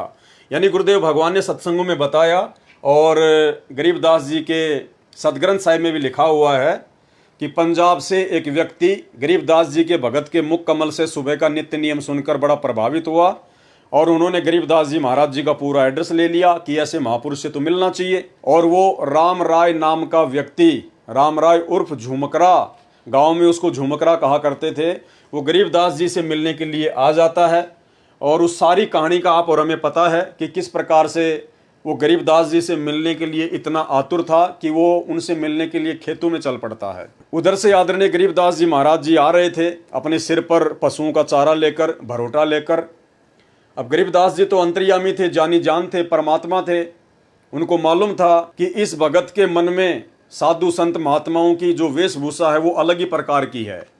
वो ये सोचकर आया था कि कोई बहुत पहुंचे हुए महात्मा होंगे, सिर पर या तो बड़ी बड़ी जटा होगी, चेहरे पर बड़ी बड़ी दाढ़ी मूंछ होगी, या बिल्कुल साफ करवा रखा होगा, पीताम्बर पहन रखा होगा, भगवा पहन रखा होगा, कान वगैरह छिदवा रखे होंगे, धूणा वगैरह लगा के बैठता होगा। तो ऐसी धारणा राम राय के मन में थी गरीबदास जी से मिलने से पहले। तो गरीबदास जी तो जानी जान थे, अंतर्यामी परमात्मा थे, वो तो समझ गए उस बात को कि अगर मैंने अभी इसको कह दिया कि मैं हूं गरीबदास तो ये यहीं से वापस पंजाब चला जाएगा, मेरी एक बात नहीं सुनेगा। तो गरीबदास जी ने कहा कि चलो जी मैं मिलाता हूं आपको गरीबदास जी से, और राम राय को लेकर वापस अपने घर पर आ गए। घर पर आने के बाद में उनके जो भगत थे आदरणीय गरीबदास जी के, वो उनके लिए नहाने के लिए पानी वगैरह की व्यवस्था करने लगे। तो राम राय ने पूछा भाई गरीबदास कौन सा है? तो एक भगत ने कहा रे बावड़े यही तो है जो तेरे साथ में आया है, यही तो है महाराज जी। तो राम राय का तो सिर चकरा गया, माथा पकड़ लिया, बोला भाई खोदा पहाड़ निकली चुहिया, ये महाराज इसको किसने महाराज बना दिया, किसने साधु बना दिया? ये तो मेरे जैसा किसान है, इसके पास में ज्यादा जमीन होगी, मेरे पास में थोड़ी जमीन है। उसके बाद आदरणीय गरीबदास जी महाराज जी ने अपने सभी सेवकों को काम पर लगा दिया और नहाने के लिए जो बाल्टी रखी हुई थी वो नहाने लग गए। नहाने के बाद में जब वो अपनी धोती बांधने लगे तो आदरणीय गरीबदास जी महाराज जी ने अपनी उंगली पर चोट लगने का अभिनय करते हुए पास में बैठे हुए झूमकरा उर्फ राम राय से कहा कि वे राम राय मेरी उंगली के चोट लग गई, मेरी धोती के गांठ लगा दे, यानी मेरी धोती बांध दे। तो राम राय ने जैसे ही धोती बांधना शुरू किया और वो गांठ लगाने लगा तो धोती का जो पल्लू था, जो गांठ थी, वो आर पार हो जाती। अब राम राय ने देखा शायद मेरी आंखों का धोखा है, उसने फिर से वो गांठ पूरे शरीर पर कपड़ा लपेट कर और जैसे गांठ मारना शुरू की, वो गांठ, वो कपड़ा गरीबदास जी के पूरे शरीर के आर पार हो गया और वो गांठ लग गई। तीसरी बार उसने ऐसा ही किया कि हो सकता है मेरी आंखों का धोखा हो। फिर से उन्होंने गरीबदास जी के पूरे शरीर के वो कपड़ा लपेट कर और जैसे गांठ मारना शुरू की तो कपड़ा शरीर के आर पार होता हुआ उस कपड़े के गांठ लग गई। फिर राम राय ने ऊपर देखा तो राम राय जी श्री विष्णु जी के भगत थे, विष्णु जी की भक्ति किया करते थे। और परमात्मा का विधान है कि इस मोक्ष के टाइम से पहले, इस बिचली पीढ़ी वाले समय से पहले जो भी भगत जिस भी भगत की, अवतार की या किसी की भी वो पूजा करता है अपना इष्ट मानकर, परमात्मा उसी रूप में उसको दर्शन दिया करते थे। तो जैसे ही झुमकरा ने ऊपर देखा, क्योंकि गरीबदास जी ने कहा, अरे भाई झुमकरा क्या हुआ, अरे मैं तो तेरे जैसा एक किसान हूं, तेरे जैसा जमींदार हूं, तेरे से गांठ क्यों नहीं लग रही। तो जब झुमकरा ने ऊपर देखा तो विष्णु जी के रूप में आदरणीय गरीबदास जी ने उनको दर्शन दिए, और उस समय उनको अपनी गलती का एहसास हुआ कि ये तो स्वयं परमात्मा है, ये तो भगवान है, मैं ही धोखे में था। तो कहने का मतलब है आदरणीय गरीबदास जी महाराज जी ने ये लीला की, अपने आप को परमात्मा साबित किया कि मेरा नूरी शरीर है, मेरा सौद स्वरूपी शरीर है, मेरा शरीर तुम आम जीवों की तरह हाड़ मांस का नहीं है, क्योंकि वो कपड़ा शरीर से आर पार होके गांठ लग रही थी।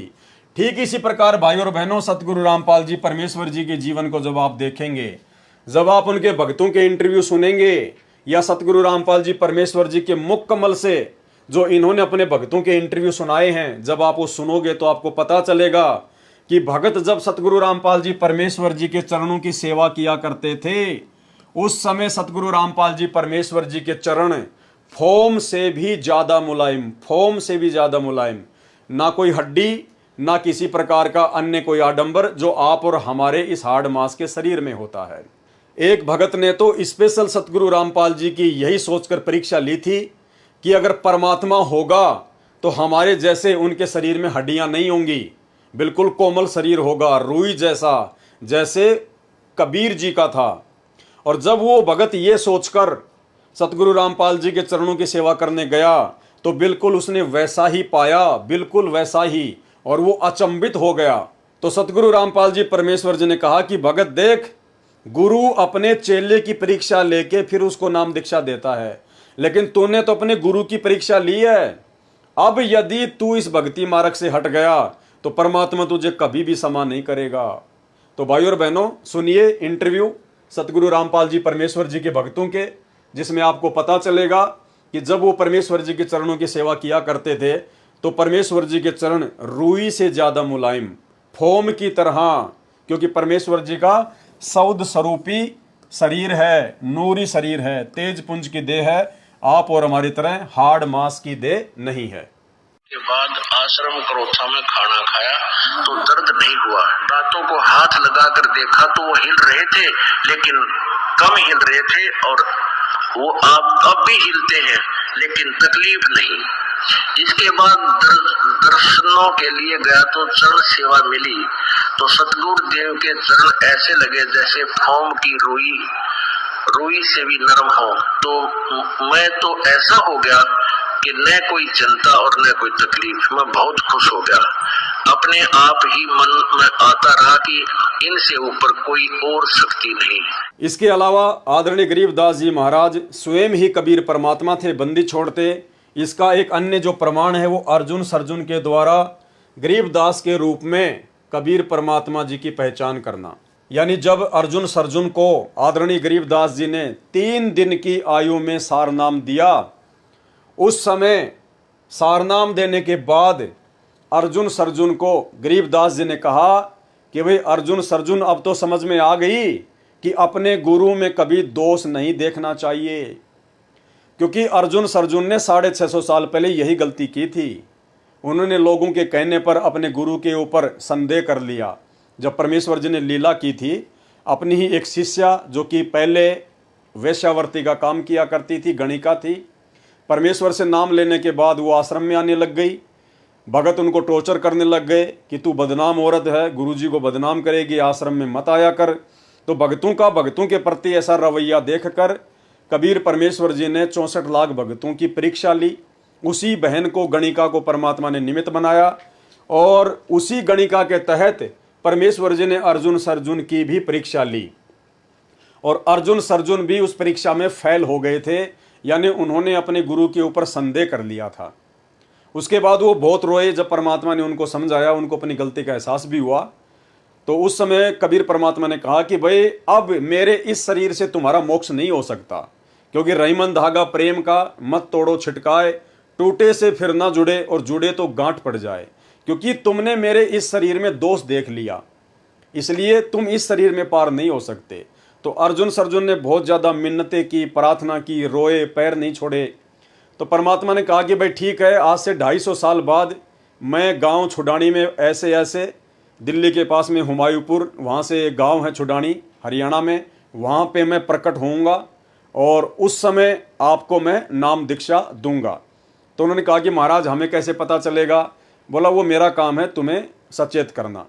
तो जब गरीबदास जी महाराज जी आए, कबीर परमात्मा गरीबदास जी के रूप में गांव छुडानी में सन 1717 में आए, और जब 3 दिन के ही थे शिशु रूप में, उसी समय उन्होंने सौपन के माध्यम से अर्जुन सर्जुन को संदेशा दिया कि भाई मैं आ चुका हूं, आ जाओ। अर्जुन सर्जुन आए और मात्र 3 दिन की आयु में आदरणीय गरीबदास जी महाराज जी ने रानी माता को गहरी नींद में सुला दिया और मात्र 3 दिन की आयु में अर्जुन सर्जुन को सार नाम दिया। और वो 250 साल के अर्जुन सर्जुन आदरणीय गरीबदास जी के पैरों में पड़कर रोने लगे। उस समय 3 दिन की आयु के उस बच्चे आदरणीय गरीबदास जी महाराज जी ने कहा कि अर्जुन सर्जुन समझ में आ गई कि अपने गुरु जी पर कभी भी संदेह नहीं करना चाहिए, अपने गुरु में कभी भी दोष नहीं देखना चाहिए। तो ये एक प्रमाण है कि गरीबदास जी के रूप में अर्जुन सर्जुन ने अपने गुरु कबीर परमात्मा को पहचाना। तो आप जी सुनिए ये छोटा सा शब्द जिसकी एक चौपाई, जिसमें परमात्मा ने कहा है कि अर्जुन सर्जुन ने पहचान लिया और छुडानी में दर्शन आन किया। अर्जुन सर्जुन ने पिछान लिए, छुडानी में दर्शन आन किए। अर्जुन सर्जुन ने पहचान लिया, छुडानी में दर्शन आन किए। ए रानी नंदन हमने जान लिए, बल राम पिता जनाया है, भक्ति की भिक्षा दे मीद कटोरा लाया है। सत कबीर दवारे तेरे पैक दास भिखारी आया है। तो भाइयों और बहनों, ठीक इसी प्रकार जैसे अर्जुन और सर्जुन ने कबीर जी को आदरणीय गरीबदास जी के रूप में पहचान लिया था, ठीक इसी प्रकार आज हजारों की संख्या में सत्सेवक भाई और बहनों ने अपने उसी कबीर परमात्मा को, जो 650 साल पहले आए थे, हमारे गुरु थे, जो आज सतगुरु रामपाल जी परमेश्वर जी के रूप में पुण्य धरती पर प्रकट हो चुके हैं, हमारा उद्धार करने के लिए, हमसे भक्ति करवाने के लिए। तो आज हजारों की संख्या में सत्सेवक भाई बहनों ने अपने कबीर परमात्मा को पहचान लिया है सतगुरु रामपाल जी परमेश्वर जी के रूप में। इसके अलावा जिस प्रकार से आदरणीय गरीबदास जी महाराज जी को, जो कि 300 साल पहले धरती पर सहशरीर प्रकट थे, जिनको दुनिया पहचान नहीं पाई और ना पहचानने के चलते दुनिया ने उनमें 100 नुक्स निकाले, 100 नुक्स। इसके ऊपर सतगुरु रामपाल जी परमेश्वर जी ने अपने सत्संग भी किया हुआ है। छोटा सा सत्संग 2 मिनट का सुन लीजिए, जिसमें गुरुदेव भगवान ने कहा है कि गरीबदास जी महाराज जी को ना पहचान कर दुनिया ने उनमें 100 नुक्स निकाले, उनको बावड़ा कहा, उनको पागल कहा, ना जाने क्या क्या उपाधियां उनको दी।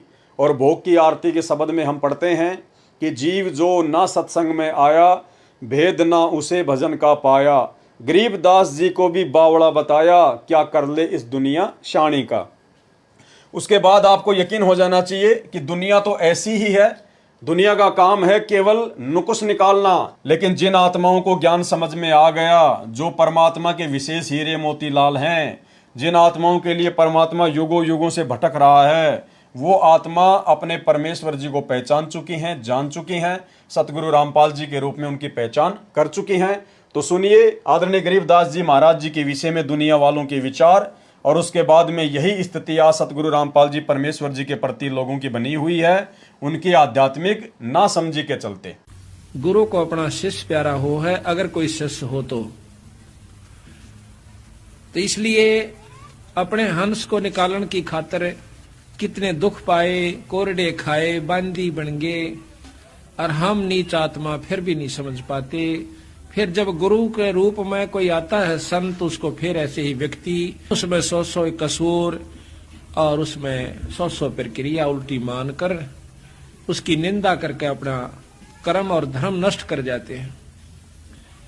गरीबदास जी महाराज आए तब भी उसमें लोगों ने, हमारे जैसी नीच आत्माएं उस समय भी रही होंगी, पता नहीं उनके बारे में क्या क्या होगा। दुनिया को ठगता है, ऐसे करता है, गुमराह करता है, ये कहां से ज्ञान लिया, एक धोती कुर्ते वाला। आज उसी गरीबदास के आगे नाक रगड़ रगड़ के अपनी मन्नत पूरी की करवाई जा रही है। बंदी छोड़ कहते हैं कि अगर जब वो शरीर में थे, बंदी छोड़ की बातों पर विश्वास करके पूरी रूप से उसको परमात्मा स्वरूप मान लेते थे तो भगवान ही, लेकिन उस समय स्वीकार नहीं किया। उस समय स्वीकार कर लेते तो हम सतलोक में होते, तब तो हम सियाणे बने, होशियार बन गए, और यही कारण है चौथे युग में धक्के खा रहे। इसके अलावा भाइयों और बहनों, आदरणीय गरीबदास जी महाराज 12वें पंथ के संचालक थे, 12वें पंथ के संचालक। और दूसरी तरफ सतगुरु रामपाल जी परमेश्वर जी उसी 12वें पंथ में आगे चलकर 17 फरवरी 1988 को आए और सन 1994 से उन्होंने यथार्थ 13वां कबीर पंथ शुरू किया। यानी गरीबदास जी ने 12वें पंथ को शुरू किया और उसी 12वें पंथ में अपनी वाणी के अकॉर्डिंग कि 12वें पंथ हम ही चल आवें, सब पंथों को मिटाकर एक ही पंथ चलावें। 650 साल पहले कबीर जी ने धर्मदास जी से कहा था, कबीर सागर में लिखा हुआ है कि 12वें पंथ में हम ही चलावें। यानी गरीबदास जी के द्वारा जो 12वां पंथ चलाया जाएगा, उस 12वें पंथ में आगे चलकर मैं कबीर स्वयं ही आऊंगा और एक नया 13वां कबीर पंथ चलाऊंगा। तो 17 फरवरी 1988 को परम पूज्य परमेश्वर सतगुरु रामपाल जी एक आम भगत की भूमिका करते हुए और एक अच्छी आत्मा आदरणीय राम देवानंद जी को अपना मुंह बोला गुरु बनाते हुए इन्होंने 12वें पंथ में प्रवेश किया 17 फरवरी 1988 को। और सन 1994 से नाम दीक्षा देना शुरू करके इन्होंने यथार्थ 13वें कबीर पंथ को शुरू किया।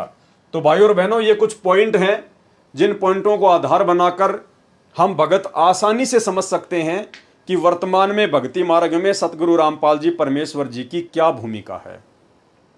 और जब तक हमें अपने गुरु जी पर संदेह होगा, जब तक हमें अपने गुरु पर शंका होगी कि क्या पता मेरे गुरु जी खुद परमात्मा है या नहीं है, क्या पता मेरे गुरु जी कबीर जी के द्वारा भेजे गए को संत हों, कबीर जी के दास हों, कबीर जी के प्रतिनिधि हों, अगर इस प्रकार की ऊंच नीच वाली भावना भगत के अंदर रहेगी, वो भगत कभी भी भक्ति मार्ग पर सफल नहीं हो पाएगा। क्योंकि भक्ति का मूल होता है सतगुरु।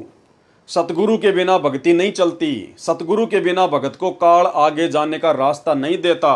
और सतगुरु की भूमिका केवल वही निभा सकता है जो काल से ऊपर होता है, जो अकाल होता है। और काल से ऊपर जो अकाल है वो स्वयं कबीर परमात्मा है, जो स्वयं ही सतगुरु का रूप धारण करके धरती पर प्रकट होता है। साहिब से सतगुरु भय, सतगुरु से भय संत, धर धर वेख विशाल अंग, वो खेल आदि और अंत।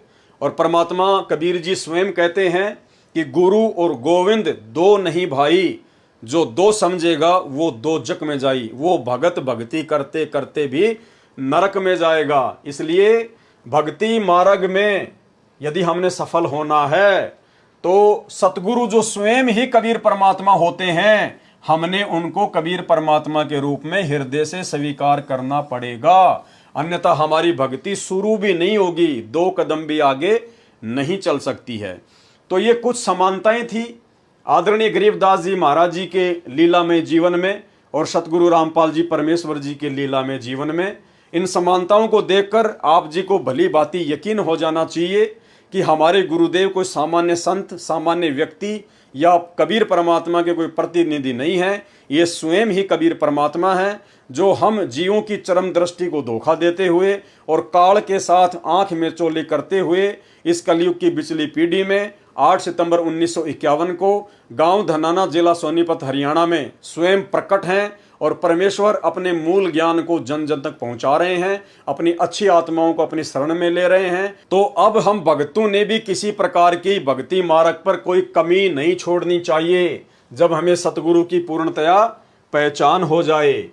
इसके अलावा भाइयों और बहनों, ये आदरणीय गरीबदास जी महाराज जी का संक्षिप्त जीवन परिचय लिखा हुआ है इसी भक्ति बोध पुस्तक में, जिसमें तीनों समय की आरतियां हैं। और आदरणीय गरीबदास जी महाराज जी का संक्षिप्त जीवन परिचय लिखते हुए इसमें क्या बताया गया है। महाराज गरीबदास जी का प्राकाट्य यानी कब वो प्रकट हुए, सन 1717 व विक्रमी संवत 1774 को बैसाख उतरते की पूर्णिमा के दिन ब्रह्म मुहूर्त में श्री बलराम जी के घर माता रानी की कोख से गांव छुडानी, जिला झज्जर, प्रांत हरियाणा में हुआ। विक्रमी संवत 1784 में बंदी छोड़ कबीर साहेब कबीर देव ने सतलोक से आकर महाराज जी को दर्शन व दीक्षा दी। जब महाराज जी गऊ चराने के लिए कबलाना गांव की तरफ लगभग 1.5 किलोमीटर दूर खेतों में गए हुए थे, जिसे नल्ला कहते हैं, महाराज जी के 6 संतान थी, 4 लड़के और 2 लड़कियां। आप जी ने विक्रमी संवत 1835 सन 1778 भादवा मास की शुक्ल पक्ष की द्वितीया दूज को सतलोक गमन किया। गांव छुडानी में आप जी के शरीर का अंतिम संस्कार कर दिया गया। उस पर एक यादगार छतरी साहेब बनी हुई है। इसके बाद उसी शरीर में, उसी गरीबदास जी महाराज वाले शरीर में प्रकट होकर वही आयु 61 वर्ष की सहारनपुर उत्तर प्रदेश में 35 वर्ष तक रहे। वहां भी आपके नाम से यादगार छतरी साहेब बनाई हुई है। चिलकाना रोड से कलसिया सड़क निकलती है, उस पर आधा किलोमीटर चलकर बाईं तरफ यादगार बनी हुई है। पास में ही श्री लालदास जी महाराज का प्रसिद्ध बाड़ा है, जो संसार में प्रत्यक्ष प्रमाण है कि परमात्मा बिना मां के भी शरीर में आ सकते हैं। जिस प्रकार गरीबदास जी महाराज जी सहारनपुर में प्रकट हुए बिना मां के शरीर के, तो इसी प्रकार परमात्मा कुछ भी कर सकता है। साहिब से सब होत है, बंदे से कुछ नाई, वो राई से पर्वत कर दे, फिर पर्वत से राई। इसलिए अपने गुरुदेव भगवान, अपने कबीर परमात्मा की किसी भी लीला पर भगत को कोई संदेह नहीं होना चाहिए, और भगत ने अपने गुरु के अलावा किसी और को परमात्मा के रूप में स्वीकार नहीं करना चाहिए। अब ये तो आपने पढ़ा आदरणीय गरीबदास जी महाराज जी का संक्षिप्त जीवन परिचय, और अब आप जी को सतगुरु रामपाल जी परमेश्वर जी का संक्षिप्त जीवन परिचय पढ़ाएंगे, क्योंकि ये भक्ति बोध पुस्तक में नहीं लिखा हुआ था। ये केवल साध संगति से जुड़े हुए सत्सेवक भाई बहनों ने जो नई भक्ति बोध पुस्तकें छपवाई हैं उनमें लिखा है। क्यों लिखा है? क्योंकि अब हमें सतगुरु रूप में आए हुए सतगुरु रामपाल जी परमेश्वर जी की पहचान हो चुकी है, और पहचान होने के बाद भगत केवल अपने गुरु की ही विशेष महिमा करेगा। तो अपने गुरुदेव भगवान की विशेष महिमा के अंतर्गत साध संगति से जुड़े हुए सत्सेवक भाई बहनों ने कुछ वाणियां लिखकर अपने गुरुदेव के चरणों में समर्पित करके और इस भक्ति बोध पुस्तक में लिखी हैं। पूर्ण परमेश्वर सतगुरु रामपाल जी भगवान का संक्षिप्त जीवन परिचय। 7 समुद्र की मसी करूं, लेखनी करूं बनराय, धरती का कागज करूं, गुरु गुण लिखा न जाए। यानी सतगुरु रामपाल जी परमेश्वर जी के गुणों को लिखा नहीं जा सकता, बखान नहीं किया जा सकता। जिस प्रकार से कलयुग की बिचली पीढ़ी में आकर उन्होंने हमें संभाला, अपनी शरण में लिया, नाम दीक्षा दी, काल की तपतशिला के कष्ट से बचाया, 84 लाख योनियों के महाकष्टों से बचाया। हे अखिल ब्रह्मांडों के रचयिता, आप जी का संक्षिप्त जीवन परिचय लिखने व बताने में 21 ब्रह्मांड में कोई भी प्राणी सक्षम नहीं है। आप वह समर्थ पिता हैं जिनके आधे बाल के बराबर भी यह सारी सृष्टि नहीं है। अतः संक्षिप्त जीवन परिचय शब्द के प्रयोग के लिए हम क्षमा प्रार्थी हैं, परंतु भाई बहनों को आपकी अंश मात्र जानकारी के लिए इस शब्द का प्रयोग करना मजबूरी वश लेना पड़ रहा है। परमेश्वर आप जी यानी सतगुरु रामपाल जी परमेश्वर जी, आप जी की अमरवाणी कहती है कि चारों युग में हम पुकारें, कूक कहा हम हेलरे, हीरे मोती माणक बरसे, ये जग चुगता ढेलरे। अर्थात काल जाल से अपनी आत्माओं को चेताने व निज घर की जानकारी देने के लिए आप कबीर देव सत्य पुरुष सतगुरु रामपाल जी सतलोक से चलकर चारों युगों में स्वयं ही आते हैं। सतयुग में सत सुकृत ऋषि नाम से, त्रेता युग में मुनिंद्र ऋषि नाम से, द्वापर युग में करुणामय ऋषि नाम से, और कलयुग की प्रथम पीढ़ी में कबीर देव नाम से। उसके लगभग 250 वर्ष बाद आदरणीय गरीबदास जी महाराज के नाम से, और अब बिचली पीढ़ी में 8 सितंबर 1951 को गांव धनाना, जिला सोनीपत, हरियाणा में अपने विधान अनुसार अतिथि रूप में धरती पर संत रामपाल दास नाम से प्रकट हो चुके हैं। यानी आज से 650 साल पहले जब काशी के बनारस में कबीर परमात्मा प्रकट हुए थे तो वे अतिथि रूप में प्रकट हुए थे। अतिथि रूप का मतलब होता है जिसके आने की तिथि पूर्व निर्धारित ना हो, उसको कहते हैं अतिथि, जो बिना बताए आ जाए। तो वर्तमान में 8 सितंबर 1951 को परमेश्वर रामपाल जी धरती पर अतिथि रूप में प्रकट हैं। यानी किसी भी शास्त्र में, किसी भी सदग्रंथ में ये प्रमाण नहीं है कि सतगुरु रामपाल जी 8 सितंबर 1951 को ही प्रकट होंगे। तो इसलिए आज परमात्मा अतिथि रूप में धरती पर प्रकट हैं। अपने नाम के आगे दास शब्द, वह परमात्मा कौन? सतगुरु रामपाल जी। सिर्फ हम आत्माओं को दास शब्द की परिभाषा समझाने के लिए लगाते हैं। साहिब से सतगुरु भये, सतगुरु से भये संत, धर धर वेख विशाल अंग, खेल आदि और अंत। इस अमरवाणी के अनुसार सत्य पुरुष ने, सतगुरु रामपाल जी परमेश्वर जी ने 8 सितंबर 1951 के दिन प्रकट होकर 17 फरवरी 1988 तक एक साधारण से किसान परिवार में हमारी चरम दृष्टि को धोखा देते हुए 2 अच्छी आत्माओं भगतमती इंद्रो देवी व भगत नंदराम जी को अपने मुंह बोले माता पिता के रूप में इस नश्वर संसार में लीला करने हेतु स्वयं के आने अर्थात प्रकट होने के लिए निमित्त बनाया।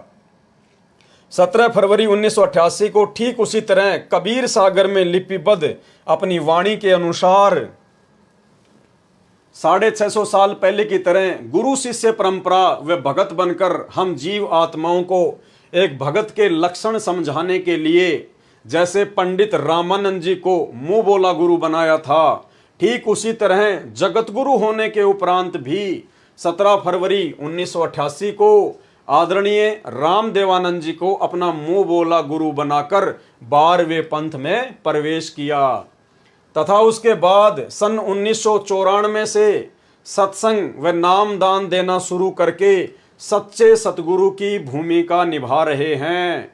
आप स्वयं कबीर देव हैं। मर्यादा में रहकर भक्ति करने वाली अनेक आत्माओं को आपने जीवन दान व आध्यात्मिक सुख देने के साथ साथ शास्त्र अनुसार भक्ति देकर मोक्ष का मार्ग भी दिखा दिया।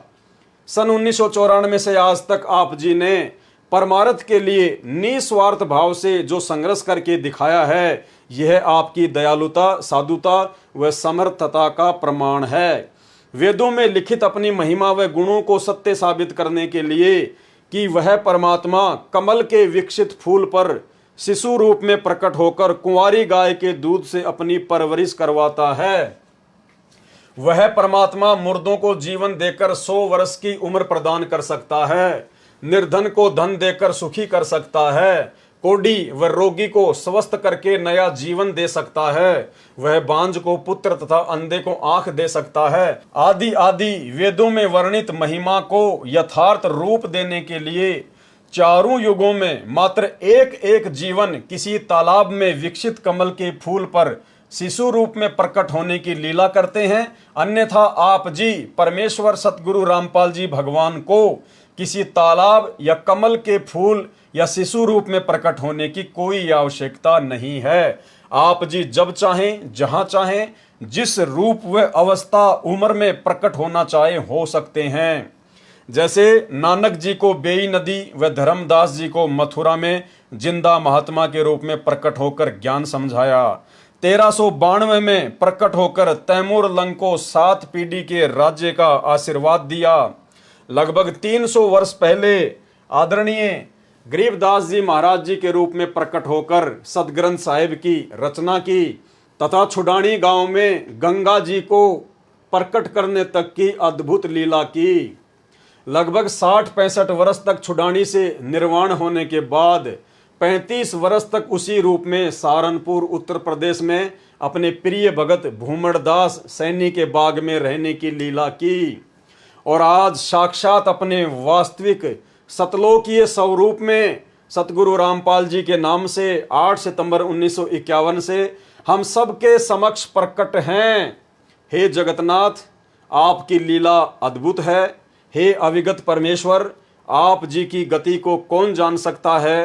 हे देवों के देव महादेव, आप जी स्वयं अपनी कृपा व आशीर्वाद से अपनी समर्थता व गति का अंश मात्र आभास करवाकर दया करते हैं। हे दयालु परमेश्वर, अपनी भोली व नासमझ साध संगत पर अपनी प्रेम दृष्टि, आशीर्वाद व कृपा दृष्टि बनाए रखना। हमारी आप जी से दंडवत प्रार्थना है कि हमारे अंदर भक्ति, कसक व चाहत बनी रहे। हे प्रभु, इतनी दृढ़ता भी देना, चाहे ब्रह्मा विष्णु महेश काल व दुर्गा भी हमें आपकी सत भक्ति से विचलित करना चाहें तो भी हम डगमग ना हों।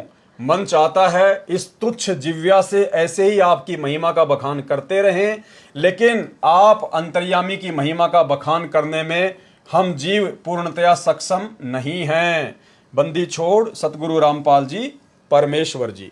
तो भाइयों और बहनों, कोई शंका हमारे अंदर नहीं रहनी चाहिए कि वर्तमान में सतगुरु रामपाल जी के रूप में साक्षात कबीर परमात्मा नहीं होंगे। स्वयं कबीर परमात्मा ही बैठे हैं। बस आप और हमारी चरम दृष्टि को धोखा देते हुए परमेश्वर इस काललोक में लीला कर रहे हैं, क्योंकि परमेश्वर अपने तत्व ज्ञान से आप और हमारे से हमारी आत्मा की आंखों को खोलकर अपनी पहचान करवाना चाहते हैं, और हम भक्तों ने जल्द से जल्द अपने प्रभु की पहचान कर लेनी चाहिए। इसके अलावा भाइयों और बहनों, सतगुरु रामपाल जी परमेश्वर जी की महिमा के अंतर्गत एक भगत है हरियाणा से, सुरेश दास, जो कि सतगुरु रामपाल जी परमेश्वर जी के चाचा का लड़का है। और उनका ये इंटरव्यू है जो ज्ञानगंगा पुस्तक के पेज नंबर 301 पर छपा हुआ है। इस इंटरव्यू को पढ़ने के बाद भी आपकी आंखें खुलेंगी कि सतगुरु रामपाल जी परमेश्वर आप और हमारी तरह कोई हार्ड मास के शरीर वाले सामान्य व्यक्ति या सामान्य संत महात्मा नहीं है। ये सौद स्वरूपी राम है। ये जब चाहें जहां चाहें अपने भगत के लिए प्रकट हो सकते हैं, और वही अद्भुत लीला परमेश्वर ने श्री सुरेश जी के बच्चे के साथ में की। तो चलिए हम परमेश्वर की महिमा पढ़ते हैं, इससे भी हमारी को दृढ़ता मिलेगी। ये ज्ञानगंगा पुस्तक का पेज नंबर 301 है। 11,000 वोल्टेज के तार से छुड़वाना, यानी 11,000 वोल्टेज की जो लाइन होती है बिजली की, यदि व्यक्ति उससे टच हो जाए तो व्यक्ति का जीना मुश्किल होता है, जीना मुश्किल। और यदि किसी प्रकार से वो जी भी गया तो पूरा जीवन खाट पर व्यतीत करता है, खाट पर। 11,000 वोल्टेज की लाइन तो 1 फुट से आदमी को खींच लेती है। मैं भगत सुरेश दास, पुत्र श्री चांदराम, निवासी गांव धनाना, जिला सोनीपत, जो कि फिलहाल शास्त्री नगर रोहतक हरियाणा का निवासी हूं। सतगुरु जी से नाम उपदेश लेने से पहले मेरे घर की आर्थिक स्थिति बहुत कमजोर थी। परिवार का कोई भी ऐसा सदस्य नहीं था जो कि कभी बीमार न रहता हो। मेरी पत्नी को भूत प्रेत बहुत ही ज्यादा परेशान करते थे। इतना कष्ट रहने के बावजूद हम देवी देवताओं की बहुत पूजा करते थे तथा मेरी हनुमान जी में बहुत ज्यादा आस्था थी।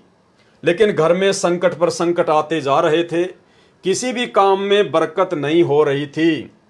पूर्ण परमात्मा सतगुरु रामपाल जी महाराज जी मेरे परिवार के होने के कारण हम उनको पूर्ण परमात्मा नहीं मान पाए, क्योंकि भाइयों और बहनों, जाहिर सी बात है, हरियाणा में कहावत है कि घर का जोगी जोगना, बाहर का जोगी सिद्ध, और दीपक तले हमेशा अंधेरा ही रहता है। तो सुरेश जी कह रहे हैं कि सतगुरु रामपाल जी मेरे परिवार से होने के कारण हम उनको परमात्मा नहीं मान पा रहे थे, हम उनको एक संत भी नहीं मान पा रहे थे, जिसका खामियाजा हमें कई वर्षों तक झेलना पड़ा।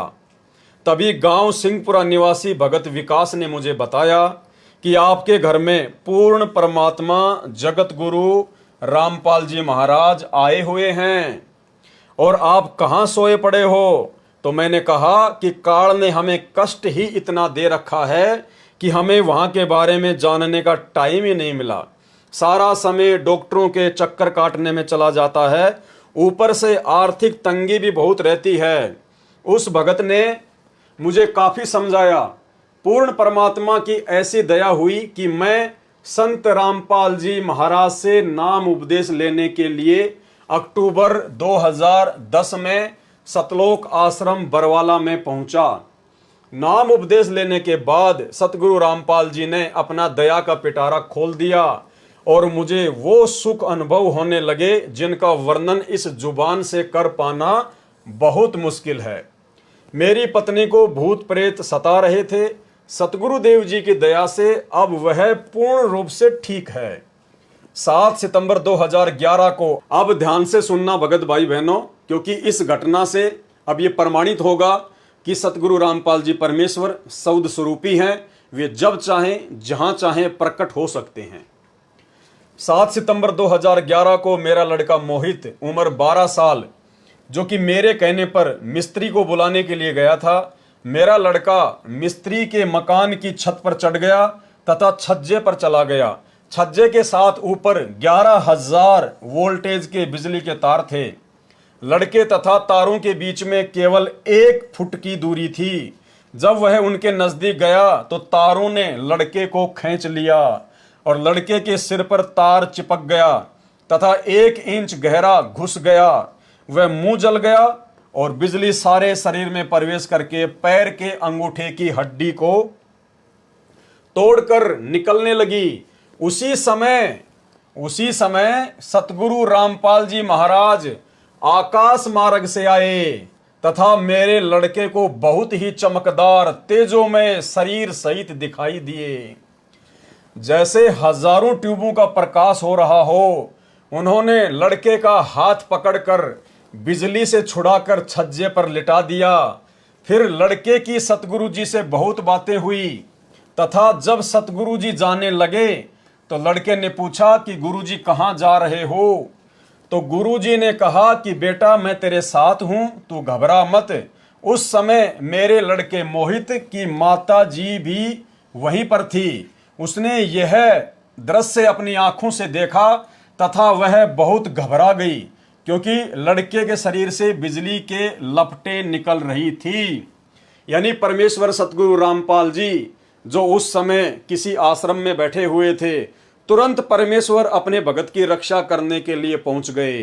पहुंचूंगा क्षण एक में जन अपने के काज, हिरणा कुश उदर उदारिया, नरसिंह ज्यों धर ल्यूं साज।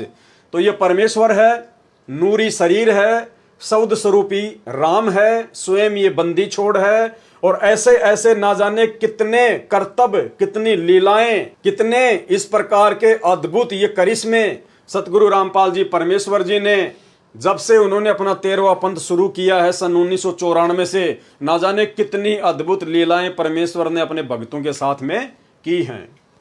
उसके बाद हम लड़के को पीजीआई रोहतक हॉस्पिटल में लेकर गए। वहां पर भी लड़के को गुरुजी दिखाई दिए। वह मेरे लड़के ने कहा कि गुरुजी मेरे साथ है, आप घबराओ मत। यदि आज हम गुरुजी की शरण में नहीं होते तो हमारा लड़का आज जिंदा नहीं होता तथा मेरी पत्नी को भी प्रेत मार डालते। हम उजड़ने से बच गए।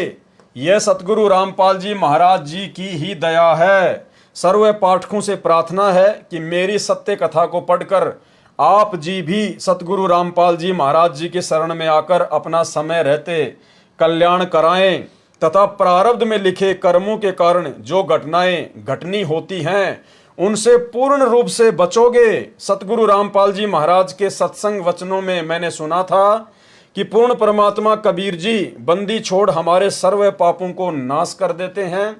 ऐसा ही प्रमाण ऋग्वेद मंडल 10 सूक्त 161 मंत्र 2 में तथा मंडल 9 सूक्त 80 मंत्र 2 में भी लिखा है कि यदि किसी रोगी की प्राण शक्ति क्षीण हो चुकी है, जिस प्रकार भगत सुरेश दास के बच्चे मोहित की जो प्राण शक्ति थी वो खत्म हो चुकी थी, उसके बाद मोहित का जीवन शेष नहीं था तथा उसकी आयु भी शेष न रही हो, तो उसके प्राणों की रक्षा करूं तथा उसे 100 वर्ष आयु प्रदान करके अर्थात उसकी आयु बढ़ाकर साधक को सर्व सुख प्रदान करता हूं।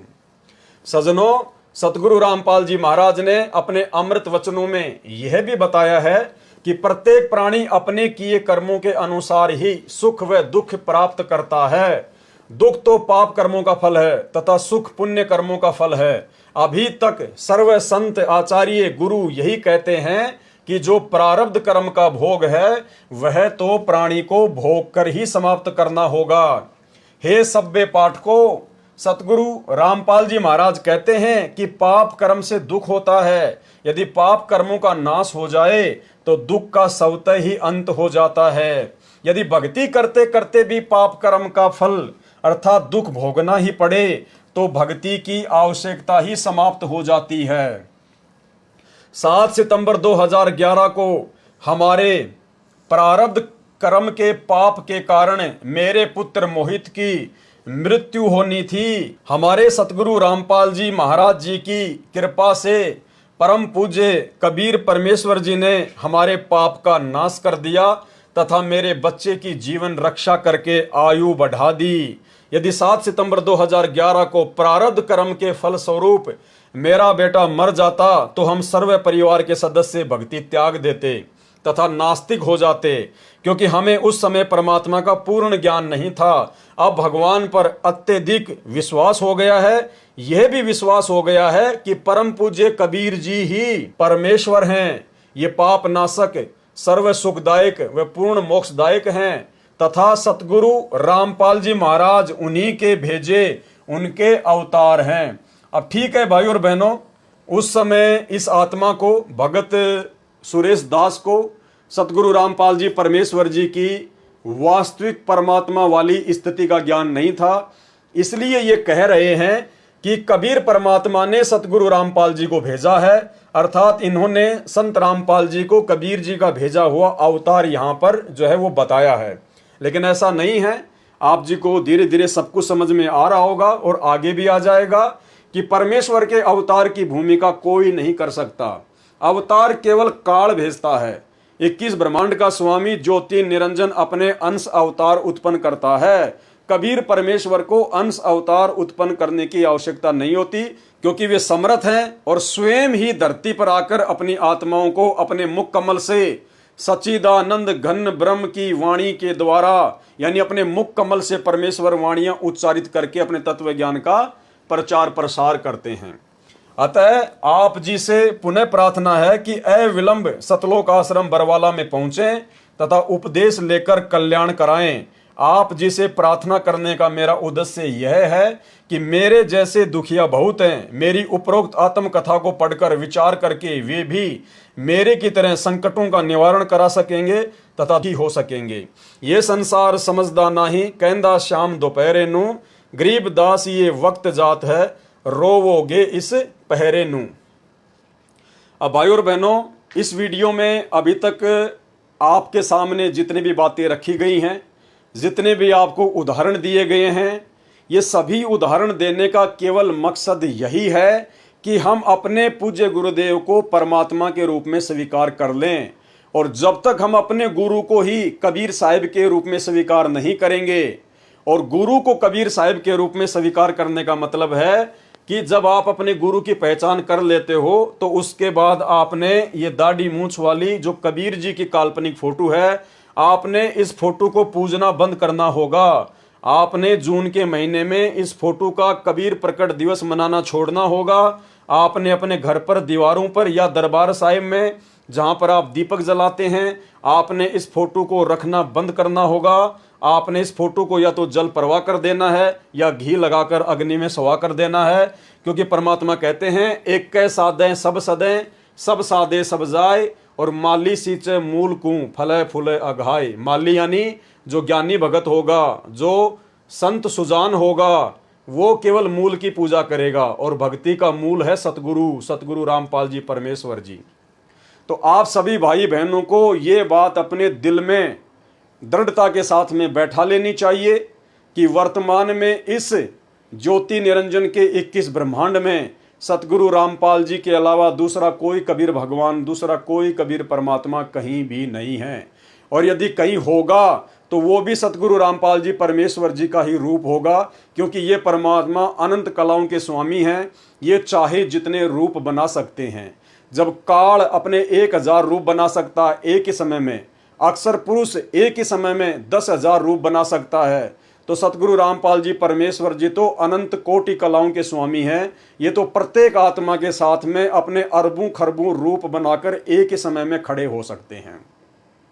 और ये सारी बातें इतनी दृढ़ता के साथ में आप सभी भाई बहनों को बताने का केवल यही मकसद है, क्योंकि अब हम जब आगे भक्ति बोध के खुलासे पर जाएंगे, जो सतगुरु रामपाल जी परमेश्वर जी ने अपने कर कमलों से यथार्थ भक्ति बोध नामक पुस्तक में हमें लिख कर दिया हुआ है, जिसके ऊपर अब हम वीडियो बनाने जा रहे हैं, वो भक्ति बोध और भक्ति बोध का सरलार्थ भाई और बहनों यदि हमने समझना है तो आपने अपने गुरु को परमात्मा मानना पड़ेगा, सतगुरु रामपाल जी को बंदी छोड़ मानना पड़ेगा।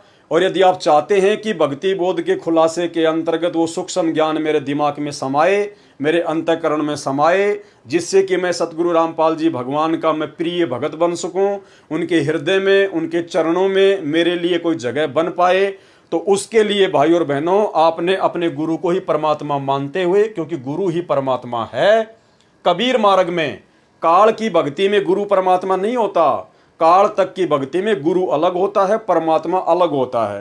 केवल कबीर परमेश्वर की भक्ति में, और कबीर परमेश्वर की भक्ति में भी केवल उनके यथार्थ 13वें कबीर पंथ में ही गुरु स्वयं ही परमात्मा होता है। अन्य नकली जो कबीर पंथ है उनमें गुरु अलग हैं और कबीर जी तो फिर अलग हैं ही उनके लिए। लेकिन इस यथार्थ सत भक्ति युक्त 13वें कबीर पंथ में, जिसका संचालन स्वयं कबीर परमात्मा सतगुरु रामपाल जी ने सन 1994 में धरती पर प्रकट होकर किया है, इस मार्ग में कबीर परमात्मा स्वयं ही सतगुरु की भूमिका करते हैं, स्वयं ही ये गुरु हैं, स्वयं ही ये परमात्मा हैं। साहिब से सतगुरु भय, सतगुरु से भय साध, ये तीनों अंग एक हैं, गति कुछ अगम अगाध। तुम साहिब तुम संत हो, तुम सतगुरु तुम हंस, और गरीब दास तेरे रूप बिना और न दूजा अंश। परमात्मा स्वयं ही लीला कर रहे हैं। और जब तक हमें इतनी दृढ़ता नहीं आएगी तो भाई और बहनों हम भक्ति नहीं कर पाएंगे, हम भक्ति मार्ग पर एक कदम भी आगे नहीं बढ़ पाएंगे, हमारी भक्ति चलेगी नहीं। जब तक हम अपने गुरु को परमात्मा नहीं मानेंगे हमारी भक्ति चलेगी ही नहीं, और ना ही हमारे को आगे भक्ति बोध का सरलार समझ में आएगा। तो अब कल रात्रि 9 बजे हम जो वीडियो बनाने जाएंगे वो भक्ति बोध के सरलार्थ से शुरू होगा। अभी तक तो आपने केवल आदरणीय गरीबदास जी महाराज जी की जीवन लीला पढ़ी, और उससे पहले सतगुरु रामपाल जी परमात्मा ने जो भक्ति और साधना के विषय में जो मोटी मोटी बातें हमें बताई है, जो भक्ति बोध के खुलासे से पहले आप और हमारे लिए जानना बहुत ही ज़रूरी था। तो अभी तक ये जो भी 2-3 वीडियो बने हैं ये तो भक्ति बोध के खुलासे से पहले आप और हमारे अंतःकरण में ये बात दृढ़ता के साथ में समा जाए कि हाँ, जो भक्ति हम वर्तमान में कर रहे हैं यही भक्ति है, इसके अलावा सृष्टि में दूसरी कोई मोक्ष की भक्ति नहीं। और जो सतगुरु हमें सतगुरु रामपाल जी के रूप में आज मिले हैं, जिनकी हम शरणागत हैं, इनके अलावा दूसरा कोई कबीर भगवान नहीं, कोई कबीर परमात्मा नहीं। और अब हमने अपने गुरु जी के प्रत्येक वचन पर ब्लाइंड फेथ कर लेना चाहिए, अंधविश्वास कर लेना चाहिए। दुनिया भोके तो भोके, दुनिया जो मर्जी बोले हमारे बारे में या हमारे पूज्य गुरुदेव भगवान के बारे में, क्योंकि दुनिया तो बावड़ी है। भगत को दुनिया पागल नजर आती है ज्ञान आधार से, और जगत को भगत पागल नजर आता है उस जगत वाले भाई बहनों की अज्ञानता के चलते। तो भाई और बहनों अब हमने आगे बढ़ना है, पीछे नहीं मुड़ना है, क्योंकि परमात्मा कहते हैं सिंह सूरमा और कोयल के बच्चे और संत ये हमेशा आगे को बढ़ते हैं, ये कभी बैक नहीं होते। सिंह सूरमा शेर हैं गरजे और गाजे, बाकी दुनिया तो भेड़ हैं बिदके और भाजे। तो ना हमने कोई लोक लाज में फंसना है, ना हमने अपने अंदर मान बढ़ाई राग द्वेष ईर्ष्या का रोग पैदा करना है। हम साधक हैं, हमें समझ में आ गया कि बड़ी मुश्किल से बिल्ली के भाग से ये छीका टूटा है, हमें कलयुग की पिछली पीढ़ी में परमात्मा की शरण प्राप्त हुई है, ये मोक्ष का प्राइम टाइम है। अगर इस समय हम दृढ़ रहकर भक्ति मार्ग पर लगे रहे, टिके रहे, अपने गुरुजी के प्रत्येक वचन पर आंख बंद करके विश्वास करते रहे, प्रत्येक मर्यादा का उनके वचन का दृढ़ता के साथ में पालन करते रहे, तो इसी जन्म में हमारा बेड़ा पार है। और यदि इस जन्म में हम अपनी किसी भी नासमझी, लोकलाज, शर्मा शर्मी, दबाव, प्रेशर या गलती के कारण रह गए, हमारा पैर भक्ति से फिसल गया, तो भाइयों और बहनों फिर परमात्मा कहते हैं सतगुरु विमुखा युग युग रोवे, फिर ना जाने कितने जन्म लेने पड़ेंगे, कहाँ कहाँ धक्का खाना पड़ेगा। आज हम सारी प्रोसीजर को पार करके इस समय में आए हुए हैं, और यदि पैर फिसल गया तो जो भक्ति आज हमने कर ली है, इस भक्ति का इतना जबरदस्त फल मिलेगा, हजारों युगों तक तो हम ब्रह्मलोक में रहेंगे, फिर स्वर्ग में रहेंगे, फिर ना जाने ब्रह्मा विष्णु महेश बनेंगे। परमात्मा कहते हैं ये काल फिर तुम्हारे को शिखर में टांग देगा, फिर धरती पर पटकेगा, राजा महाराजा बनाएगा, पूरी पृथ्वी का राजा बनाएगा। कभी हम मानधाता राजा बनेंगे, कभी श्री रामचंद्र बनेंगे, कभी हम लोग विश्वामित्र बनेंगे, कभी हम दुर्वासा बनेंगे, और फिर 84 लाख योनियों में धक्के खाते खाते फिर इस कलयुग की बिचली पीढ़ी में ना जाने किस युग युगांतर के बाद हम इसी घसियारे वाली, निर्धन व्यक्ति वाली, हैंड टू माउथ व्यक्ति वाली स्थिति में आएंगे, और ना जाने फिर उस कलयुग की बिचली पीढ़ी में वो परमात्मा हमें संभाले ना संभाले, मनुष्य जन्म दे ना दे, क्योंकि ये आप और हमारे हाथ की बात नहीं है कि हम इस परमात्मा को जब चाहे हम इसको पकड़ लेंगे। ये तो स्वयं परमात्मा की रजा होती है, उनकी विशेष मेहर होती है। वरना वर्तमान में हमें जो कलयुग की बिचली पीढ़ी में ये मनुष्य जन्म प्राप्त है, ये कोई योग या संयोग नहीं है, ये परमेश्वर जी के द्वारा जबरदस्ती जोड़ा गया महासंयोग है। अरे कलयुग की बिचली पीढ़ी, उसमें हमें मनुष्य जन्म और सतगुरु रामपाल जी का भी वर्तमान समय में आना, उसके बाद 8 अरब की जनसंख्या में से हमें अपनी शरण में लेना, शरण में लेके साध संगति से जोड़ना। आज भक्ति और भगवान के प्रति हमारे को इस कदर इतना ज्ञान होना, साध संगति से जुड़ के गुरु जी के प्रति इतना दृढ़ होना, इस फोटो को अपने घर से और दरबार से निकाल कर गुरु जी को अपने हृदय में बैठाना, घर को आश्रम बनाना, ज्ञान को आधार बनाना, ये कोई सामान्य बात नहीं है भाई और बहनों। अब यदि पैर फिसल गया तो भैया फिर ना जाने कब संभालेगा परमात्मा। कल्प युग बीत जाएंगे, कल्प युग, कष्टों पे कष्ट, फिर उम्मीद ना करना कि ये परमात्मा फिर से ऐसा मौका दे देगा। तो भाई और बहनों, भक्ति बोध के सरलार्थ के खुलासे के ऊपर आगे वीडियो बनाने से पहले ये बातें आप सभी भाई बहनों को जो परमेश्वर जी ने लिखी हुई हैं, और दास को जो परमात्मा ने थोड़ी बहुत सद्बुद्धि बख्शी हुई है, हम सभी भाई बहन जो आपस में मिलकर साध संगति कर सके, मैं भी दृढ़ हो सकूं परमात्मा के भक्ति मार्ग पर, और आप भाई बहनों को भी परमेश्वर के विषय में उन्हीं के आशीर्वाद से 2-4 बातें बताकर आपको भी गुरुदेव भगवान के चरणों के प्रति समर्पित कर सकूं। ये सारा खेल सतगुरु रामपाल जी परमेश्वर जी का है, ना मुझ पवन दास के कोई बस की बात है, ना आप भाई बहनों के समझने की कोई बस की बात है। करे करावे साइया मन में लहर उठा, दादू सिर धर जीव के आप बगल हो जा। जिन आत्माओं को परमात्मा ने इसी कलयुग की बिचली पीढ़ी में इसी मनुष्य शरीर में पार करना होगा, उन्हीं आत्माओं के लिए परमात्मा इतना प्रयत्न स्वयं भी करता है। जैसा कि हिसार जेल में बैठ के भी परमात्मा को चैन नहीं है, 1-1 घंटे के सत्संग हमारे लिए भेज रहे हैं, और बाहर मुझ जैसे 2 कोटि के जीव को निमित्त बनाकर परमात्मा दिन रात किसी न किसी टॉपिक पर वीडियो बनवाते रहते हैं, ताकि हमारा संपर्क, हमारा तार भक्ति मार्ग से गुरुदेव भगवान के चरणों से जुड़ा रहे। तो भाई और बहनों, हाथ जोड़ के प्रार्थना है, और हम सभी भगत भाई बहन अपने परमपिता परमेश्वर जी से यही करबद्ध दंडवत होकर प्रार्थना करें कि परमेश्वर अब हमारी बिल्कुल भी ना चलने देना। हे परमात्मा, हम नादान हैं, 2 कोटि के जीव हैं, जड़ बुद्धि जीव हैं परमात्मा, हमारी कोई बुद्धि नहीं, कोई औकात नहीं, कोई हैसियत नहीं। परमेश्वर, हमने अपने जीवन की डोरी आप जी के हाथों में सौंप दी है। परमात्मा, हम आपके कुत्ते हैं, आप जैसा चलाना चाहो, जैसा आप हम आत्माओं के लिए उचित समझो परमेश्वर जी वही करना। आप हमारी इस मन की एक ना सुनना, और हमें अपने चरणों से लगाए रखना।